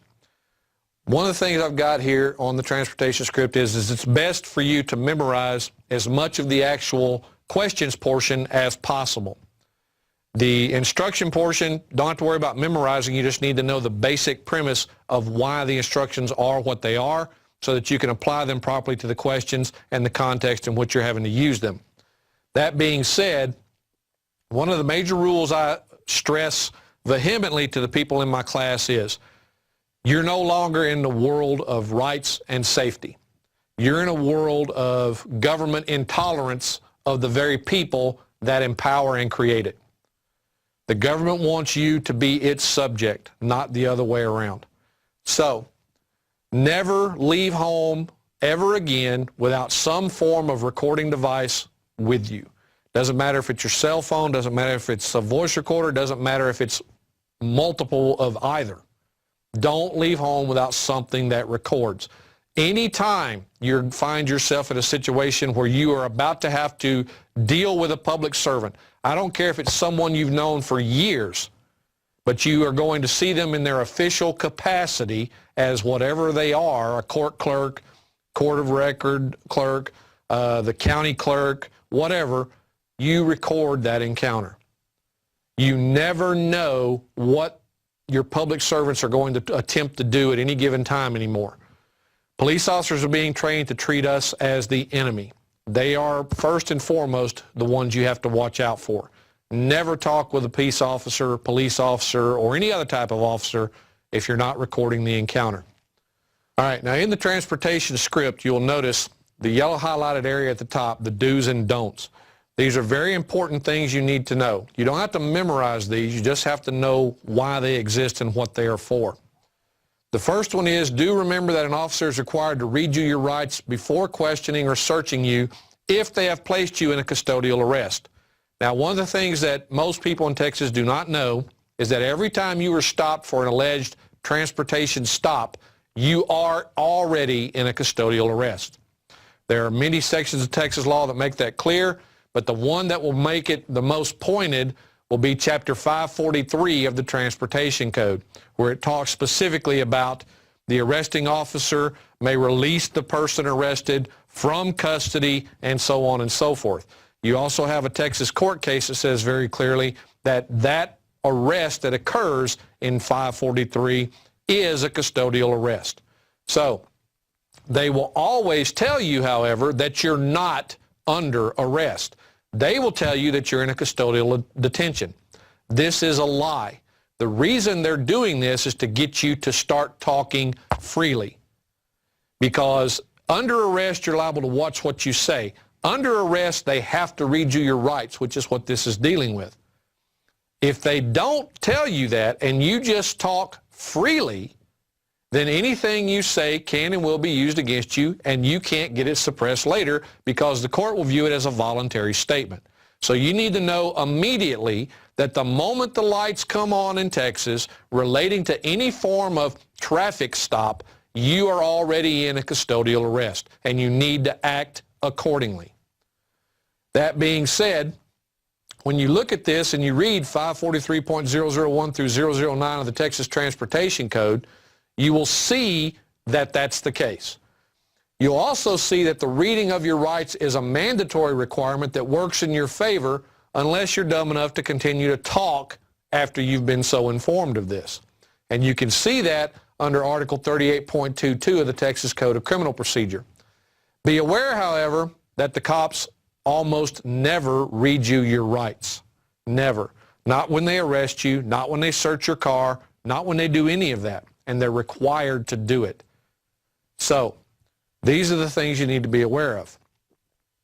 That means anything you say that can be incriminating, like using the 7 deadly sins, or agreeing with the officer that you were driving, or that this is a vehicle. Anything you say or do in that regard is a nail in your coffin at trial, because you're basically admitting that what he's accusing you of, the regulable activity of transportation, is actually applicable to what you're doing to your car and to your actions and to you personally, when in fact it isn't. But because you're so used to these terms that they're using, you simply agree with them. That's your first mistake. So one of my major rules is there's 3 parts to this. You shut up, you keep shutting up, and when you've done that, you shut up some more. Now, we'll get to that in the do's and don'ts in the next one here. Right now, let's finish this up. Oh, keep it back up, please. Okay.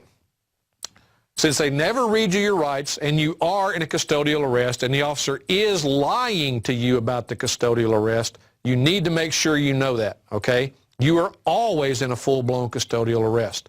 Okay, now pop that other one up. All right. Don't ever answer an officer's questions. There's no requirement for you to answer their questions. I don't care what they tell you. There's no requirement for you to give them anything that they want. Yes, Texas law says you have to give them a license, you have to give them registration, you have to give them proof of insurance. Problem, that's a due process violation. The law is attempting to make it mandatory that you waive a protected right in order to exercise some alleged privilege or exercise an actual right of another type. And it can't do that. No law can do that. That law is invalid on its face the moment it attempts to do that. So you have the right to remain silent, use it. However, remaining silent does not mean become a deaf mute. You still need to talk and you still need to respond in certain ways. It's just not going to be in a way that implicates you or provides them with evidence or information they can use against you. That's what be silent means. Not stop everything. It simply means don't be saying and doing anything that helps them and hurts you. That is the reason why I have a major 3-part rule about everything here, and that is everything that comes out of your mouth has to be directed to one of 3 specific purposes: invoking a right, demanding a right, or protecting a right. If anything you're saying or doing isn't intended to do one of those 3 things, then you're doing the wrong thing. That being said, it simply means, again, to not be a deaf mute, that you are not to provide any information or documents in response to the officer's demands or questions. That means you don't give him a license, you don't give him registration, you don't give him proof of insurance or anything else. All of these will be considered at trial to be a waiver of your protected right to remain silent. It will be considered a waiver of the requirement that they Mirandize you before they seize evidence and statements that they can use against you. And believe me, folks, all of this information can be used against you. It can also be used to further incriminate you. An example being, let's say your birthday was yesterday, and you have a license that you give the officer that says your birthday was yesterday. Can the officer under Texas law charge you for driving without a proper license? Absolutely. It expired yesterday on your birthday. So unbeknownst to you, you provided him with something that he can actually charge you further with. And he's got the actual evidence because you gave it to him. If he demands that, or the prosecutor demands you produce your license at trial so he can show that it was expired on the date the citation was issued, what are you going to do? You're going to have to produce it. You can't have it suppressed because you voluntarily gave it to the officer at the time. You waived your right to remain silent by giving it to him. Same thing goes if you have the wrong or an expired insurance card. Same thing applies with registration, any of it. They can't compel you to waive your right to remain silent and not to self-incriminate in order to meet their requirement of tell me that you have what I want. Because what they want is for you to allow them to get you in that vice of pay us money or we'll come after you for more money. That's what they're after. So, again, the three fundamentals. Any information or documents in response to the officer's demands or questions is going to hurt you.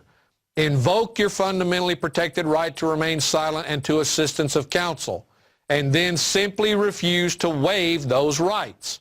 How do we do that? Well, you waive it because you complied with the officer's demands. The moment you comply, it's waived. You're done. It's over. You cannot get that back. You cannot ask the information be suppressed because the courts will say you gave it up voluntarily. The foremost thing to remember in these situations is to not engage the officers in idle conversation, dialogue, or chit-chat. Why? Because the more comfortable you are and the more talkative you become, the more likely you are to say or do something that's going to hurt you somewhere down the line, or that will give this officer more information he needs to conduct what he's going to refer to as articulable probable cause or a heightened reasonable suspicion to say that you were doing something more illegal or that would give him an opportunity to go fishing down a different path. So don't just talk. Again, if you're doing that, you're doing it wrong. Now, this is known as my self-imposed rule of invoke, demand, and protect. Once you've invoked these rights, you never waive or abandon them by ignoring the procedures I'm giving you here. Any question the officer asks, like where are you coming from, where are you going, who are you meeting, they have nothing to do with the stop. Stop answering those questions. It's none of his business. He has no right or authority to know that. The only way he's going to get those answers is because you give them to him. And he has no business knowing. Stop giving your whole life up to these people just because they tell you they want it.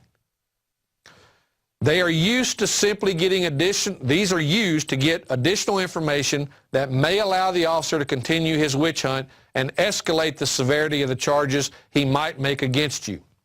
Also, never answer questions like, do you know why I pulled you over? Or are you aware that you... Stop helping this guy screw you over. That's what he's doing. When he asks those types of questions and you answer, what are you doing? You're giving him evidence. Well, yeah, I guess you caught me speeding back there or running that stop sign or going through that red light. Thank you for the confession that he has on his audio-video recording and will use against you in a court of law. Stop answering questions. Just don't. Next slide, please. You do need to remember to do the following immediately when you realize you're getting pulled over. First and foremost, roll up all of your windows and lock all of your doors. Okay, why? Because these guys are getting more aggressive every day about jumping in your car without any probable cause, coming in from the passenger side, your side, and just pulling you out of the car for no good reason, yanking your keys out of the ignition and refusing to give them back, any of those things. Roll your windows all the way up, lock all of your doors. That keeps them outside and you inside until they can give a viable reason why that needs to change. Don't give them the opportunity to do that. My personal habit, I'm not going to get into my habit because I don't recommend most people do it. You get the document by going to the website and downloading it. You can read what my habit is, but I'm not going to talk about it here. Do remember, however, that my objective here is not to get anyone hurt or injured. You have to use your own judgment as to how far you're willing to press your rights and keep them. That's entirely an individual requirement. You and only you know the situation you're in at the time. You and only you have reason to believe this officer is going to lose control and do something that will seriously injure you. You need to take that into consideration whatever happens, okay? But that being said, you need to be very careful that it gets to a point that is documented that you did not waive that right willingly, that you were forced to do it. Don't ever roll down more than one window at a time if you do remain in your car when you get stopped. No matter what the officer tells you to do, one window only. I don't care if there's cops at every window saying roll this down, don't do it. One window only. Why? Well, if you create more than one air vent in that car by rolling down multiple windows, you will create a cross breeze inside of that car. If you do that, that immediately gives the officer the opportunity to say he smells something coming from the car. With a single window down, that is impossible. Nothing can exit the car in that manner. There's no wind to blow it out the window for this officer to allegedly smell. So don't ever do that, because the first thing he's going to do when he can't get what he wants one way is he's going to attempt to escalate the stop and get it another. Don't ever roll your one open window down more than 2 and 2.5 inches. Again, no matter what the officer tells you. If he tells you you have to roll your window all the way down, just sit there and say, "Officer, I like the window where it is. I can hear you just fine. I'm comfortable with it right here. I don't want to roll it all the way down. I'm not going to roll it all the way down." There's no law that requires you to do that. Now, be aware that he will get upset by this, and he will attempt to threaten you, but he's not at a point yet where he can actually justify anything he does that consists of violence. He can yell, scream, and holler at you all day long, but he can't start trying to break your window or anything because you won't roll it all the way down. So just keep that in mind and keep going. Now, when we go forward on this and we look at the next do's and don'ts, don't ever provide an officer with any documents or other information that they demand. The legal ramifications to your fundamentally protected rights are devastating. Again, everything you give out voluntarily will be considered exactly that, voluntarily. It can be used against you, and there will be no chance of you to have it suppressed because you waived the right to remain silent and not provide that information. Don't ever give your consent to an officer to search your car for any reason. That's just dumb. Don't do it. Without a warrant, they don't have a reason to search your car unless they actually put you in the back of theirs with the intent of taking you to a magistrate, which is where they're supposed to take you, even though they take you directly to jail. You need to be aware that that also is illegal in most states, including Texas, and that you can sue them for false imprisonment when they do that. But that's beyond the scope of this presentation. If you want to know more about that, come to my classes down at Brave New Books, or join Tower of Law when it launches, and you'll get to learn about it online. Now, if you give them consent, here's the potential downside. You are asking for the incriminating evidence to get planted in your car, or evidence that you may not have even known was in your car to be discovered. You could have had a friend in there that got nervous and had a joint in his backpack or his pocket or whatever, and immediately threw it under the front seat when the cop pulled you over. You could have got stopped yesterday by another cop, and you had someone with you that did something similar. And now today you get stopped again and thinking, well, I'm alone, there's nothing in the car, I don't have anything, so yeah, go ahead and search. And you got a joint laying on your front seat that your friend threw there and you knew nothing about. Don't consent to a search that doesn't have a warrant attached to it. Just don't. This is the key reason you don't get out of your car, because they have to have a really good reason, such as actually saying, we're taking you with us, in order to get into that car to perform a search without that warrant.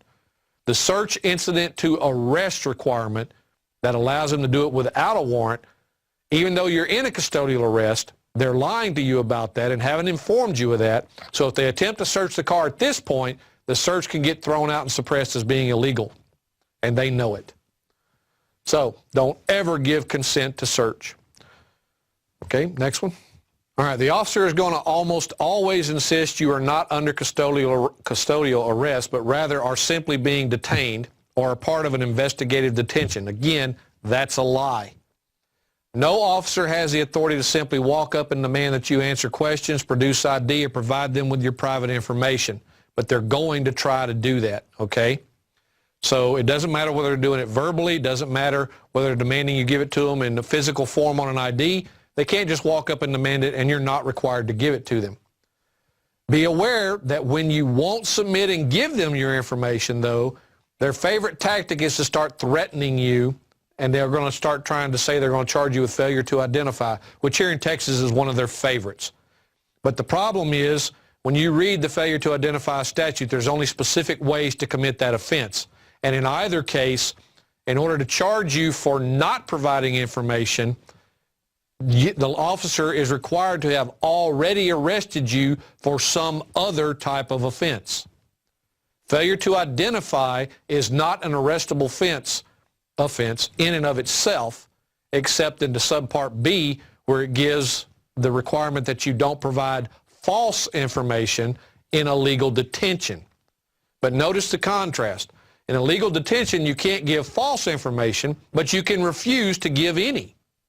Whereas in a lawful arrest for some other offense, you shouldn't give false information and don't, but they also, at that point, they say you can't refuse to give them name, address, and date of birth. And that is the only 3 pieces of information you're required to give.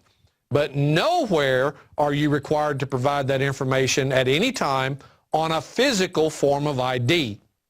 You don't have to do it with a license. You don't have to do it with a passport. You don't have to do it with any form of physical identification. Verbal is enough, as long as you provide those 3 pieces of information if you've been lawfully arrested or detained. Now, given that, when you go down a little further on that and you be aware that you don't give them the information, they're going to try to charge you with failure to ID, or they're going to attempt to charge you under, after these following conditions, as I just stated, under the arrest versus the detention. They may try to charge you with obstructing governmental operation as well. Again, you cannot obstruct governmental operation simply by refusing to say anything, nor can you do it by verbally responding or interfering with what they're doing by not being quiet. It has to be some sort of physical interference before you can be charged with that obstruction of governmental operation that they try to use. But they will do anything they can to intimidate you if you let them. You need to maintain a calm, cool, self-composed posture at all times. You want the video evidence to show you never lost self-control. If anyone lost control, it was the officer or officers on the scene. They got upset. They lost their temper. They made threats. They assaulted you or your car. Okay? That's what you want the evidence to show. When you start standing up for your rights, I guarantee you these guys are going to start being upset. But when we get to the questions, you're going to see exactly why that's important. Now, when you go down, don't need to give them physical ID. You just simply need to verbally give them those 3 pieces of information. All right, let's go to the next. Now, how do you know when you are in custody and are required to provide these 3 pieces of information? How do you know when you are in custody where the officer is required to read you your rights? Well, this legal equation, as I call it, was taken directly from the case law dealing with that particular aspect of the term custody and functional equivalent of custody. Custody is custodial arrest or functional equivalent of a custodial arrest. And like I said, here in Texas, 543 of the Transportation Code tells you you're in a custodial arrest by law right off the bat. A functional equivalent of custodial arrest is when a reasonable person, considering the totality of the circumstances, would believe that he or she is in police custody to a degree associated with a formal arrest. In other words, you can't say, am I free to go? And the officer turn around and say, yes. If you say, am I free to go? And the officer says no, now you have the legal presumption of custodial arrest. That becomes very important with that 38.22 of the Code of Criminal Procedure when they must inform you of your Miranda rights before they proceed. Next. Okay. Now, everything you do is directed at protecting yourself. Everything. And you need to remember these 2 important factors about any traffic stop. The purpose and intent of every transportation stop is to escalate it to either a DUI or drug bust. Always. That is where the officer will attempt to escalate the stop to if given the opportunity. That's just another reason why you do not answer his questions. You do not get into chit-chat or idle talk with the officer that will give him any reason to latch on to any statement that you make and allow him to escalate it to one of these 2 much higher and much more dangerous offenses. So do not do any of those things. This is what they're going to attempt to do. Be aware of it, expect it, prevent it. Do not attempt to educate the officer. Don't tell him what his job is. Don't tell him who you are. Don't tell him, you know, this is what the law says you have to do. I know my rights and blah, blah, blah. You're attempting to educate an officer on the side of the road. Unfortunately, most of these guys, besides not caring, don't have the IQ for it. Now, that's not to say there's not good officers. There are. I fully agree that there are. But the good ones are too few and far between to stand up by themselves to resist the bad ones. They need our help. Once they see they're not outnumbered, maybe they'll get a voice. Maybe they'll get in a group and make a voice. I don't know. But the only way to do it is to know this for yourself at the moment, so let's get with it. Once you know the officer's name and his badge number, you're going to use that as often as possible while you're going down the things in this script. Why? Because you want that officer associated with every illegal activity you can get him into while he's got you. So you want to directly relate him and what he's doing to some violation of your rights at every single opportunity. That also makes any video record self-authenticating. When everyone that's in the recording is known, no one has to testify as to, well, this is that person, this is that person, this was made here, this was made there. It becomes self-documenting and self-authenticating when everybody's name is stated for the record, when everything in it is agreed that, yeah, that's what was said, that's who it was, and that's when it was done. By doing these things and getting his name and everything introduced and making him answer you like he wants you to answer him, you make that recording self-authenticating, including the one you're making, not just the one he's making. Remember, you don't leave home without a recording device. This includes in your car. I've got multiple ones in mine. Good luck on finding all of them to prevent me from having the record I need. Now, again, everything you say is directed at one of the three rules: invoke, demand, protect. Always. Next slide. Question 1. For the record, may I get your name and badge number, please? This is the first thing you ask when the officer approaches your car window. You want to know who it is you're dealing with and how to identify them. Make sure that your recording catches their name and badge number. That makes your recording self-authenticating. Immediately, let's just say, for instance, the officer said his name is Davis and his badge number is 123. Officer Davis, badge ID 123, is there recording being made of this encounter? Again, you want him to tell you whether or not he's making an official record of this. The things highlighted in yellow, while not required, will help you possibly down the line when you start asking the question about, you know, when you ask for this information and they say, well, we didn't make a recording or the equipment was malfunctioning. These three things will help you prove that's a lie if you got an answer to them on your recording. So these are optional but potentially helpful.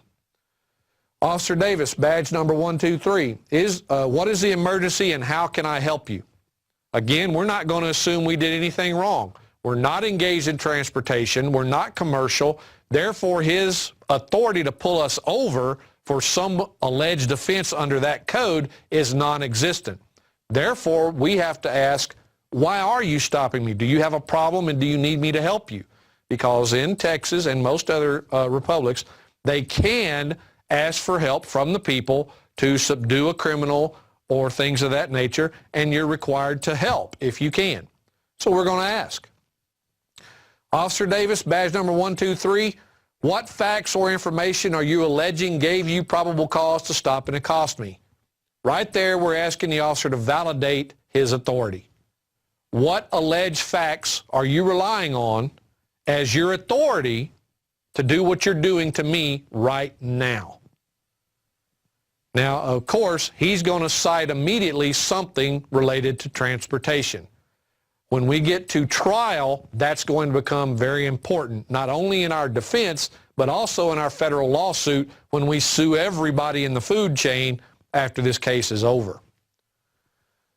Officer Davis, badge number 123, do you have a properly signed and issued warrant authorizing you to search me or my property? Again, documenting the right. Do you have a warrant? And this warrant specifically directed at searching, okay? Can you search me or my property? If he says yes, simply ask to see a copy of the warrant. Texas law is now written where the officer is not required to have the warrant in his possession. Used to, he had to have it with him. However, even though he doesn't have to have it in his possession, if you demand to see it, he must produce it as soon as is practicable.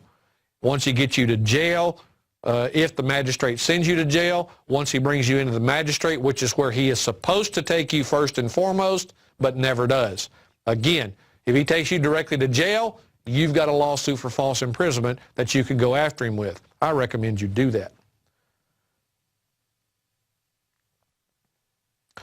Officer Davis, badge number 123, do you have a properly signed and issued warrant of arrest that accurately describes or names me as the person to be arrested? Again, you're going to arrest me, where's your warrant? Okay?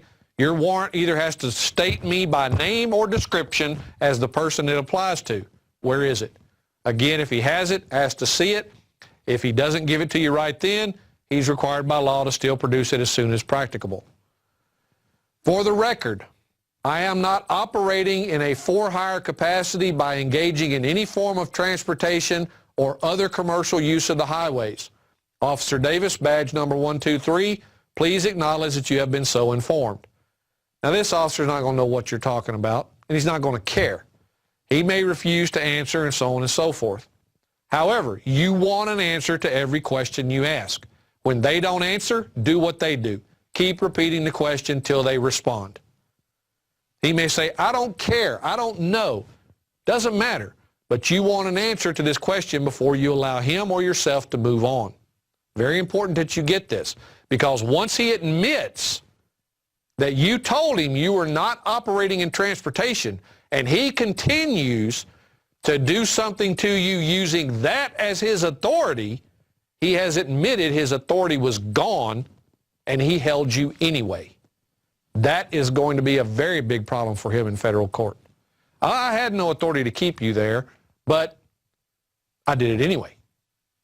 Well, we're going to prove to him why that's a very bad idea. Officer Davis, badge number 123, am I under custodial arrest? Again, this is where he's going to lie. If I am not under custodial arrest, am I free to go? And again, he's going to tell you no. You cannot get the same answer to these two questions. They're completely opposite to each other. Either you're in a custodial arrest and not free to go, or you're not in a custodial arrest and you are free to go. They can't be the same answer.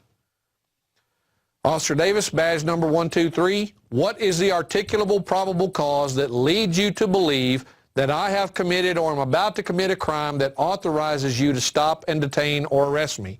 Again, the officer is going to cite some alleged transportation offense as his initial probable cause. You want that in the record. He's already admitted up here that you told him you were not in transportation, and now right here he's saying, but that's still what I'm going to use as my authority to accost you or do anything else to you. For the record, Officer Davis, badge number 123, in order to protect my rights and not waive any by error or accident, I wish to clarify my legal understanding of the situation. You said that I am not free to go, so I must conclude that I am in a custodial arrest and not simply an investigative detention. Therefore, I am invoking all of my fundamentally protected rights, including my right to remain silent and my right to assistance of counsel. From this point forward, I do not consent to providing you with any information or documents that could or will be used against me in a court of law or to possibly incriminate me. So please do not ask me to produce anything and give it to you. From this point forward, please do not ask me to answer any questions or to perform any tests relating to any matter whatsoever without my attorney present. All right, now the clincher to that setup is going to be this. Officer Davis, badge number 123, do you intend to harm, injure, or punish me by any method of assault, arrest, and or incarceration because I have invoked these fundamentally protected rights? Now that's going to create an immediate problem for the officer. Understand this, when you refuse to produce the demanded documents or to answer any questions, the officer is going to begin to get upset and continuously state the following. The law requires that you produce a driver's license and other information on demand of a law enforcement officer. Well, again, they're also prone to falsely accusing you of obstructing or interfering with a public duty or officer, or just outright threatening to commit acts of violence against you and your property. Don't fall for the intimidation tactic. That's what this is. Invoking and refusing to waive your fundamental rights is not and cannot be converted into a crime. And if they do arrest and charge you falsely for interfering or obstructing, then you get to sue everybody. Why? Because they just punished you for invoking those protected rights. They're doing what they're doing because you invoked the right not to let them. But the moment you waive that right, you won't get it back. And you need to keep that in mind. So just remember, when the officers continue to demand that you produce a license, registration, proof of financial responsibility, or any other information or documents, despite their threats, all you do is keep repeating the following. For the record, Officer Davis, badge number 123, no law is valid if it requires me in any way to waive any fundamentally protected right in order to exercise any other right or alleged privilege. And no law can convert the free exercise of any right into a crime. I have repeatedly informed you that I choose not to waive any of my fundamentally protected rights. So I ask you once again, officer, do you intend to harm, injure, steal my property, or otherwise punish me for invoking my fundamentally protected rights? Again, we're putting them between a rock and a hard place on making this choice. Because remember, their video record is showing that all you're doing in a calm, cool, collected voice is invoking your rights. The rights that you have that are inherent. They're not constitutional rights. They're not civil rights. They are unalienable, inherent rights. And he can't have them unless you give them away. So don't. If he's going to harm you, he's going to do it anyway. If he's going to threaten you, he's going to do it anyway. Keep that to a minimum whenever possible. But don't waive your rights until you can prove that the only reason you waived them was because of the threat of violence against you or your property. Okay? That's very, very necessary. The courts will give them every possible opportunity to escape if you assist them in any way. So don't. Now, warning. Be prepared for the officer to do or threaten precisely that he is going to harm, injure, or punish you or your property in some form or fashion. So again, they're going to start threatening you with all kinds of things, including the falsified criminal charges we've already discussed. You only need to use this subitem A portion of this once. Anytime you deal with a particular officer, use it on that officer, and it's only required that you do it once because the record will show that you notified him and gave him the chance and the opportunity. Officer Davis, badge number 123, due to your attitude, demeanor, and your continuous threats to falsify charges and commit acts of violence against me and my property while displaying a deadly weapon, I feel physically threatened and in fear for my life. I demand that you cease and desist and that you get a supervisor here immediately. I do not consent to any of your actions, the use of force against me or my property, or to being forced to exit my car for any purpose, especially so that you may attempt to steal my property and or assault, injure, or kill me. Again, we're telling the officer exactly what we expect him to try to do. And it's now a part of the official record. Now it's on his back to make sure that anything he does not give the impression that that is what he's trying to do. This actually sets it up to protect you from the officer's actions by making it known to him exactly what you are expecting those actions to be. and so will any jury that sees or hears this recording. And that, folks, is what we want. We want a record that shows a jury in either court, whether it be at trial or at the federal level when we're suing, doesn't matter. We want to show that we did nothing wrong. We simply invoked our rights. We asked the officer to respect that, and all he could do was threaten us with violence when we did so. That's not going to bode well for him on the other side. Officer Davis, badge number 123, you are fully aware that I have already invoked my fundamentally protected right to remain silent and my right to assistance of counsel. Do you intend to continue in your unlawful efforts to violate my rights? Just keep repeating this like a broken record. Once you've invoked these rights, stand on these rights. So far, I've had, since this script has been updated and used, I've had 2 people that have been the only ones that have used it properly because they took it with them and they had it memorized. One was a young lady from the Ukraine who's been here for several years, and I find it rather ironic that someone from that part of the world that is used to having their rights limited to such a large degree comes all the way to America to begin to exercise rights that all of us have, and she's doing it better than we Americans are because we don't even know what our rights are anymore. Now that's irony on the hoof right there, I got to tell you. The other gentleman was someone that who every time he's been stopped has gotten arrested. Every single time he's been pulled over, the cops have taken him to jail.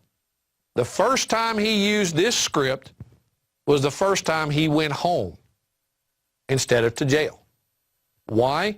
Because despite all their threats against him while they were outside his car, the only thing that they could do was show that he had done nothing wrong by invoking his rights. And anything they did to him outside of writing that citation was not going to go well for them later.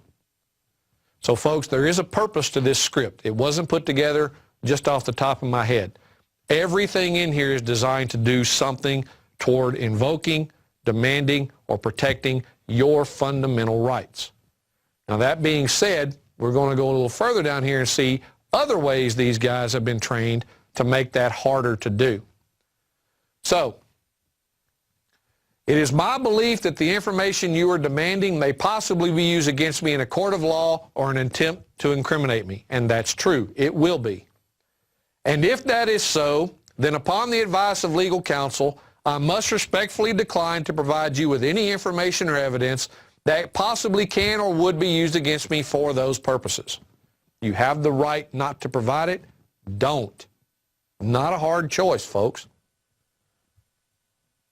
Officer Davis, badge number 123, I am asking you again, do you intend to continue to deny me in my rights and to falsely imprison me, or am I free to go? You keep repeating this section down here, and this record is going to be self-authenticating all the way through, and they're going to have a severe problem with anything they do other than just issuing the ticket. That is the purpose. Now, when you start doing this, if they start threatening to break your windows or anything of that nature, you need to know basic safety protection for yourself. Cover your eyes and like this for the side of your face and look down at the center console of your car so that anything they do won't come flying into your face. But if you do this correctly and you don't lose your temper, the odds of that happening get lower and lower with each passing question. Because you don't get out of hand and they do, the video evidence is going to show that somebody's going to wind up sued on the back end, and it's going to be in your favor. So, the other thing about the escalation of the stop when it comes to DUIs or drug busts, these are the things I'm going to tell you about next. When you are in that car, it is very important that you do not put your face against that 2 to 2.5 inch crack you have on the window. Don't turn and speak directly through it. Don't speak directly into the officer's face. Don't roll your window down any further than the 2 to 2.5 inches. When you talk, you can do it in this manner. Whatever you got to do, tilt your head up, but don't speak directly into the crack or anything else. and here is why. The officer is then going to attempt to escalate this by making false allegations. He's going to say he smelled drugs, he smelled alcohol, anything and everything to give him the grounds to come after you, since he can't do anything more with the transportation stop. You've blocked him at every turn. He wants that DUI or drug bust. That's what he wants. Don't give it to him. Now, the young lady from the Ukraine that I was speaking of, they did this to her. This question is based entirely on what they did to her. Right after they got her stopped, she called me, so I'd be on the phone with her and could tell her what to do while they had her pulled over. And she was pulled over by a Travis County deputy here in the Austin area on this particular occasion. He was joined in short order by 3 others, including a supervisor. Now, what he did was, after they had already written the ticket, they refused to give her back her identification, which was a passport and a student ID. That's what she used for identification. They wouldn't give her her identification back, nor would they give her a copy of the citation, even though she had already signed it. They held her there for another 48 minutes trying to get her to get out of the car by doing the following. What they did was illegal. But if you don't know how to respond immediately to what they do right here, this video is no longer going to be helpful to you in a court of law. It's going to be hurtful. Why? Because the officer has made an allegation regarding a potential offense that you have failed to rebut the moment it was made.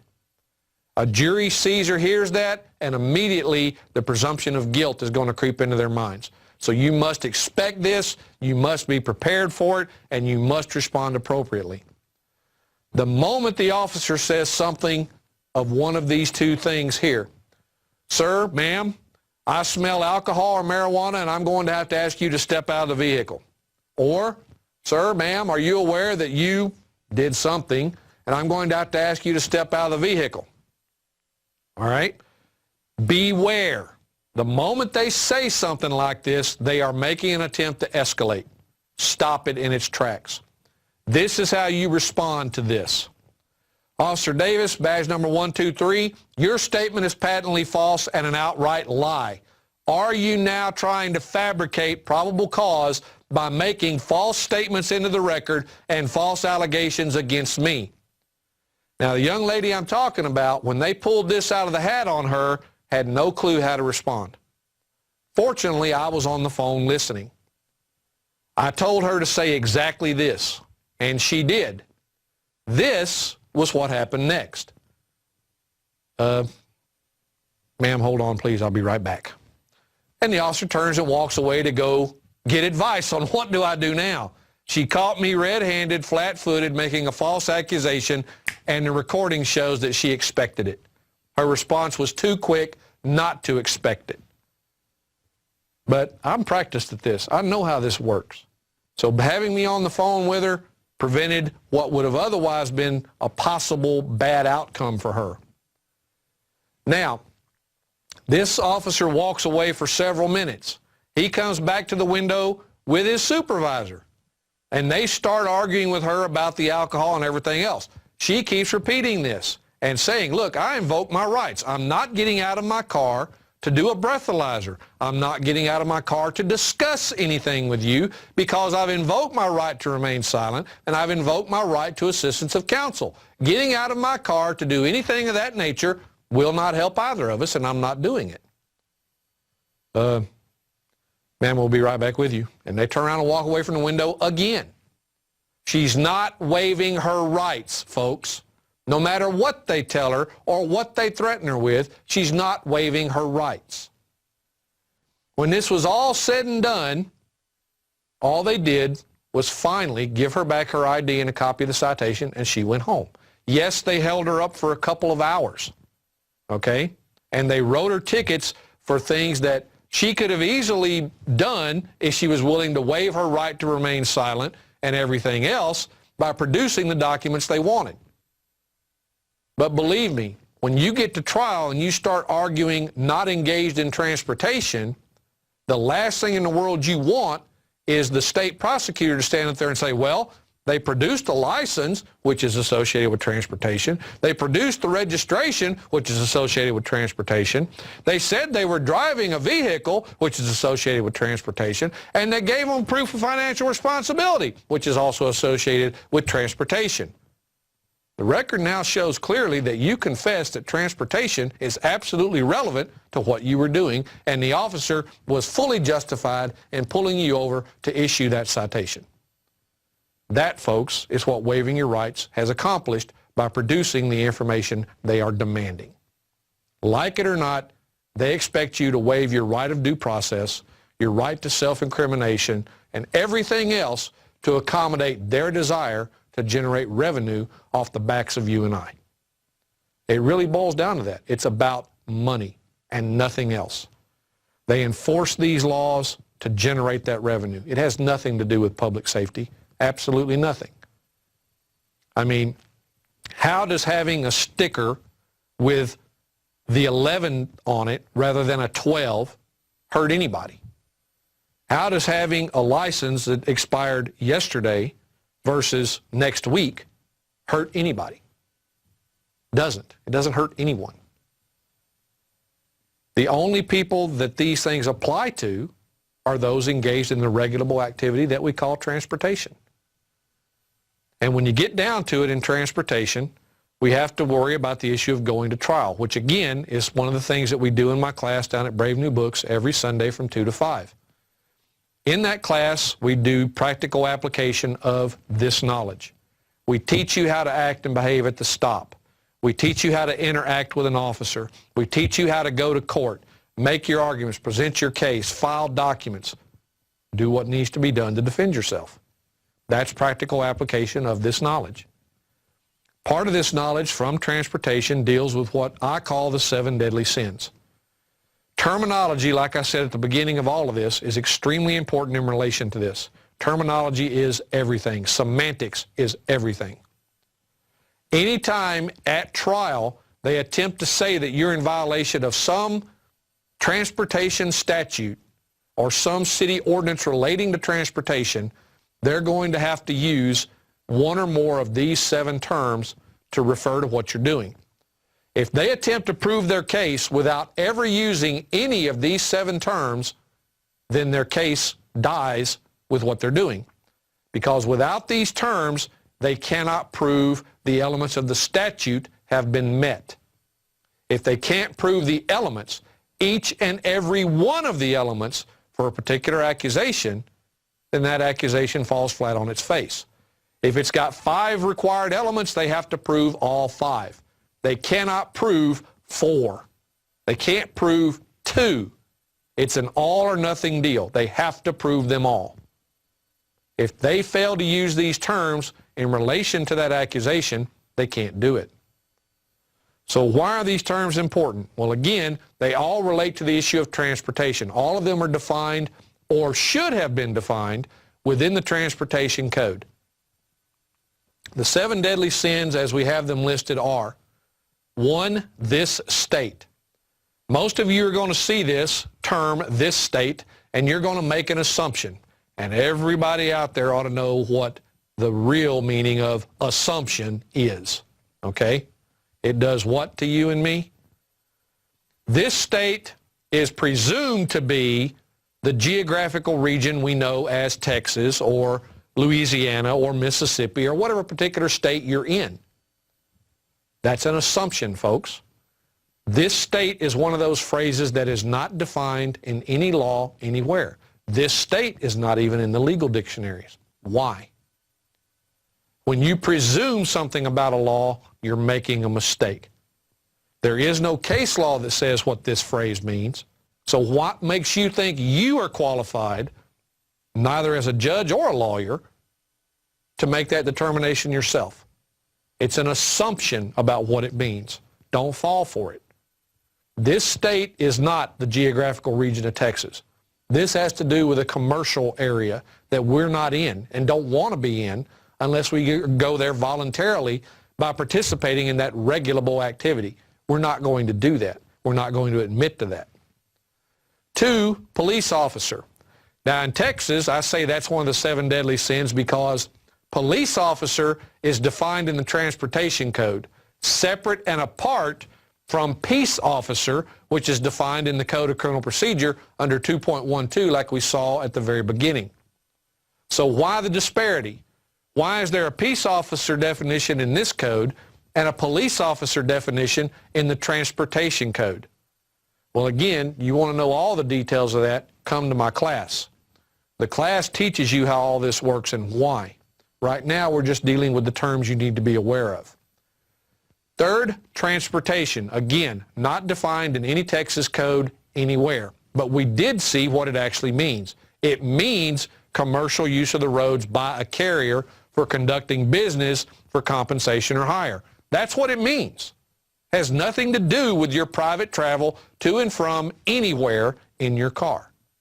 Nothing whatsoever. The other is motor vehicle, vehicle, the term drive, and any grammatical variation thereof, such as driver, driving, driven, whatever, and the term operate, and any grammatical variation of that particular one, such as operator, operating, or operated, and whatever. All of those are the 7 deadly sins of terminology. Anytime these terms or phrases are used in a trial or any judicial proceeding for which you are dealing with a citation, you need to be objecting to the use of the terms. There is a right way and a wrong way to make this objection. I'm going to show you the right way.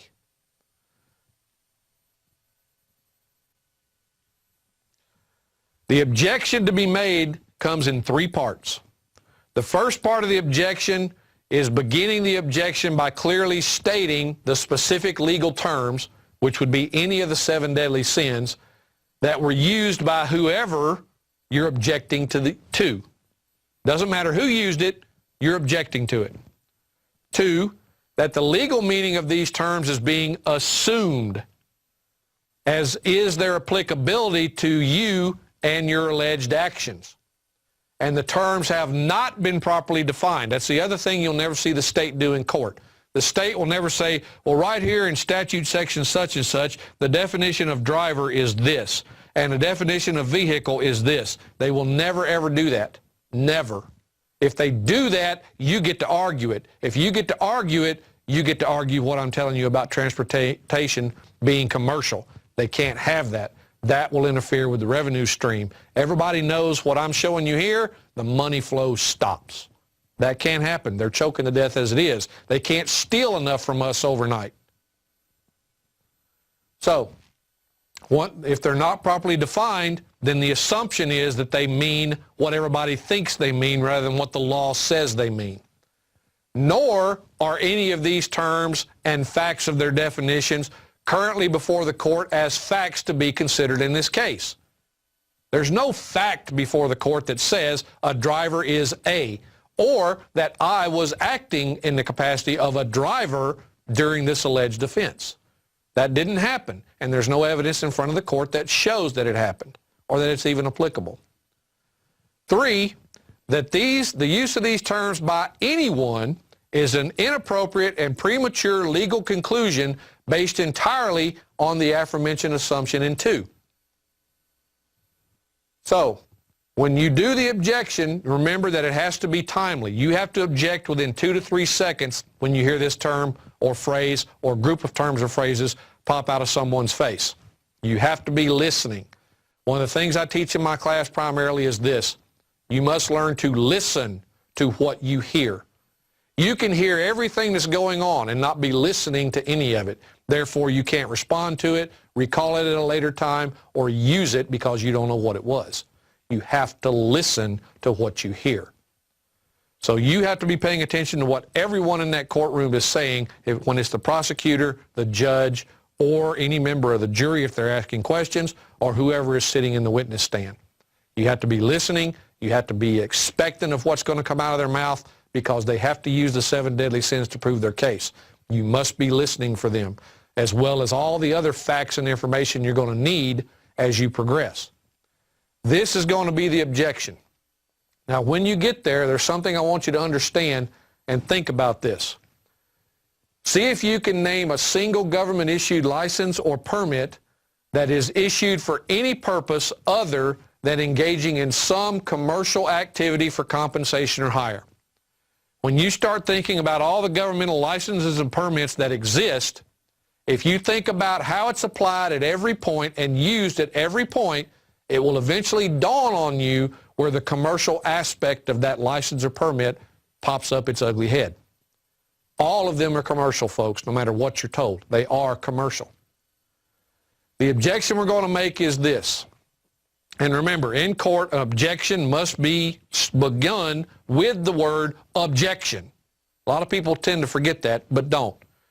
Objection to the use of the terms and whatever terms you're objecting to. Let's say, for instance, the prosecutor is questioning the officer, and the prosecutor said, when the defendant was driving his vehicle, and he gets that far before you can object, there's two of the 7 deadly sins you need to be objecting to: drive and vehicle.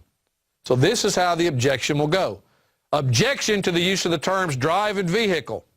They assume facts not in evidence, not previously agreed to, and requires a legal conclusion. Now remember, this was the prosecutor that said these terms. That's why we don't use the last 4 words. Had this been the witness on the stand, such as the officer, we would have added the 4 words, by the fact witness. The prosecutor is not a fact witness. He was not present at the time of the alleged offense. So we stop with conclusion when we make our objection when the prosecutor, the jury member, or the judge attempts to use any of the 7 deadly sins. When the officer or any other witness on the stand uses them, we use the full objection, including the last 4 words. Okay? And that's really what the bottom paragraph there is telling you, why the fact by the fact witness gets added or not used. Now, that being said, folks, this is pretty much the summary of the transportation script and how we use it. It's meant and designed to protect you and your rights from the encroachment that these people are performing upon our daily lives at every turn. It's up to us to stop them. Only with information and the desire to use that information will we be successful. I would like to thank you all for listening. I'd like to thank Alex for having me here. Thank you so much. Please come visit ruleoflawradio.com or logosradionetwork.com, and I will happily allow you to download the information. All the documents that we went over today will be available on the logosradionetwork.com/TAO, T-A-O, and you can get all that plus the 2 scripts that we're talking about. Give them a once over, learn them, commit them to memory, and use them to protect you and your rights in the future. Thank you again, and God bless. I just wanted to let you know that recently I spoke with a person who has just recently completed the police academy in Memphis, and that person informed me that in the segment where the attorney explains to them how what the law is and how they achieve their authority to do what they do, the police training person, the attorney, admitted that everything they do to interface and entrap people is called contract law. It's not what people think. So, in other words, they make an offer and the people unwittingly accept the contract. But they do it through intimidation because there's been, look, they're having to teach police this now because the Patriots all learned about it, educated everybody, and so now they're having to teach the police. This is what it's always been. Listen, they started out about 85 years ago telling people in New York and New Jersey, hey, the trucks are riding on the roads you pay for, and they weigh more, and they're tearing the roads up. You're having to pay for that. Let's make them get a commercial license and pay to use the road. And the public's like, yeah, make them pay for it. Well, they just pass it on to you and the cost of the goods now. Then by the 50s, they go, here's just a paper card to prove who you say you are. Then it's a photo ID. Now they teach police if it's a privilege to use a vehicle to travel. No, it's not. It's a privilege to engage in commerce, they say under the Commerce Clause. Now police are being taught the Second Amendment's a privilege. It isn't. It's a right, but we have to educate them. So yes, that's good news though, because I have read about that in other police academies now, that they're having to tell them the truth that they're con men. The only way the police can arrest you under true constitutional state law, which is under federal law, off the federal constitution, has to match that, is if you are recklessly driving. You're drunk driving? It's a reckless driving charge. You're driving 150 miles an hour in traffic, endangering people? It's a reckless driving charge. It's a felony. Willful, knowing, premeditated, reckless. See, one thing, reckless driving, reckless endangerment. Again, but they take that and change it into all this other stuff to make us all suspects with thousands of fake laws. So, yes, sir, go ahead. And the power that they have is the power that the citizen has, and that's the big sham that they're pushing. They keep referring to us as civilians. Well, the cops are civilians, too. Well, that's why they say that. When I had the people with the 3 German Shepherds running up, barking and snarling at me on the jog by, and jogging back, I saw them growling at people, and then they growled at me, ran up, and I said, hey, this is yesterday. I said, hey, put your dog on a leash. I didn't say it mean. And the guy bowed up, and his wife said, are you a cop? And I said, you bet I am. I could citizen arrest you right now. And they laughed at me. But my point is that's how ignorant they are. Exactly, exactly. The police are operating as citizens on patrol, designated by the constabulary and the citizenship to do the job professionally full-time. That's why they're called servants. There are servants. It's why we pay them, so we don't have to do it full-time. Go ahead. Well, we can only delegate that which we have the power to delegate, and therefore we have that power. The power to also say, I do not consent when an officer approaches you. I do not accept your offer, and am I being detained, or am I free to go, and leave it at that, just those two. And if they arrest you, that hangs them up. They can't entrap you any further. But the fact is that most times if you've not done anything, they're going to have to let you go, but they're trying to fish. They're trying to get you into putting yourself in jail. And I know. Listen, this state police guy pulled me over 2 weeks ago, and he obviously was fish-eyed saucers when he walks up. I'm going like 8 miles over the speed limit, he claimed. I haven't even gotten around to fighting it yet. I probably got a warrant out for me, whatever. And I've just been too busy fighting the New World Order, you know, caught up in their red tape. And he starts asking, so, you know, where you going? What you doing? I'm just like, come on, man, knock it off. And he got the speech. You know, I didn't blow up the towers like the federal government did. I don't ship the drugs in here like the government does. And he's like smiling. And I go, look, it isn't funny. And I go, I know you're told to let illegal aliens go. And he goes, yeah, that's true. I don't like it. And I'm like, that's right, but you're going to give me a ticket. Now give it to me. I mean, again, it's all a stinking fraud. If somebody's reckless driving, it's a felony, folks. There's only a few charges they can give you. I'm sorry, go ahead. Did he use radar? I don't even know. I haven't even read the stinking ticket yet. I've been too busy. But yeah, go ahead. Here's how to beat it. I already know how. Adon Salazar used Randy Kelton's stuff, and they immediately dismissed it. Look, I know. I mean, I've been doing this forever, but go ahead and tell me your view on it. Well, I've done this before myself. When you get them in the court, say, how did you determine the speed? They say radar. Okay, when did you last calibrate it? Your rules. Yeah. And the code book requires that you calibrate every so often. They say, well, before I used it, I used the tuning fork. It's more than that. They don't file it with the magistrate like they're supposed to. They do it when you challenge it. It's null and void at that point. I'll have it removed that way. That needs to be posted also. Yeah, no, I know. It's all illegal, I know. And what's going to happen is the patriots are educating the police. That's why cops now will say, all right, you don't have to sign it, take the ticket. Or they'll say, okay, you're enrolled with this ticket now, and you drive off, because the cops are getting sued themselves now. See, they'll lie to the cops and tell them all day, oh, that's patriot mythology. And there is a bunch of mythology. See, the mythology, fake legal patriot stuff that gets you put in jail versus the real stuff. And that's what people have to understand. God bless you, sir. Good to hear from you. Thank you. And I know you were in Memphis. Excuse me. I said Nashville.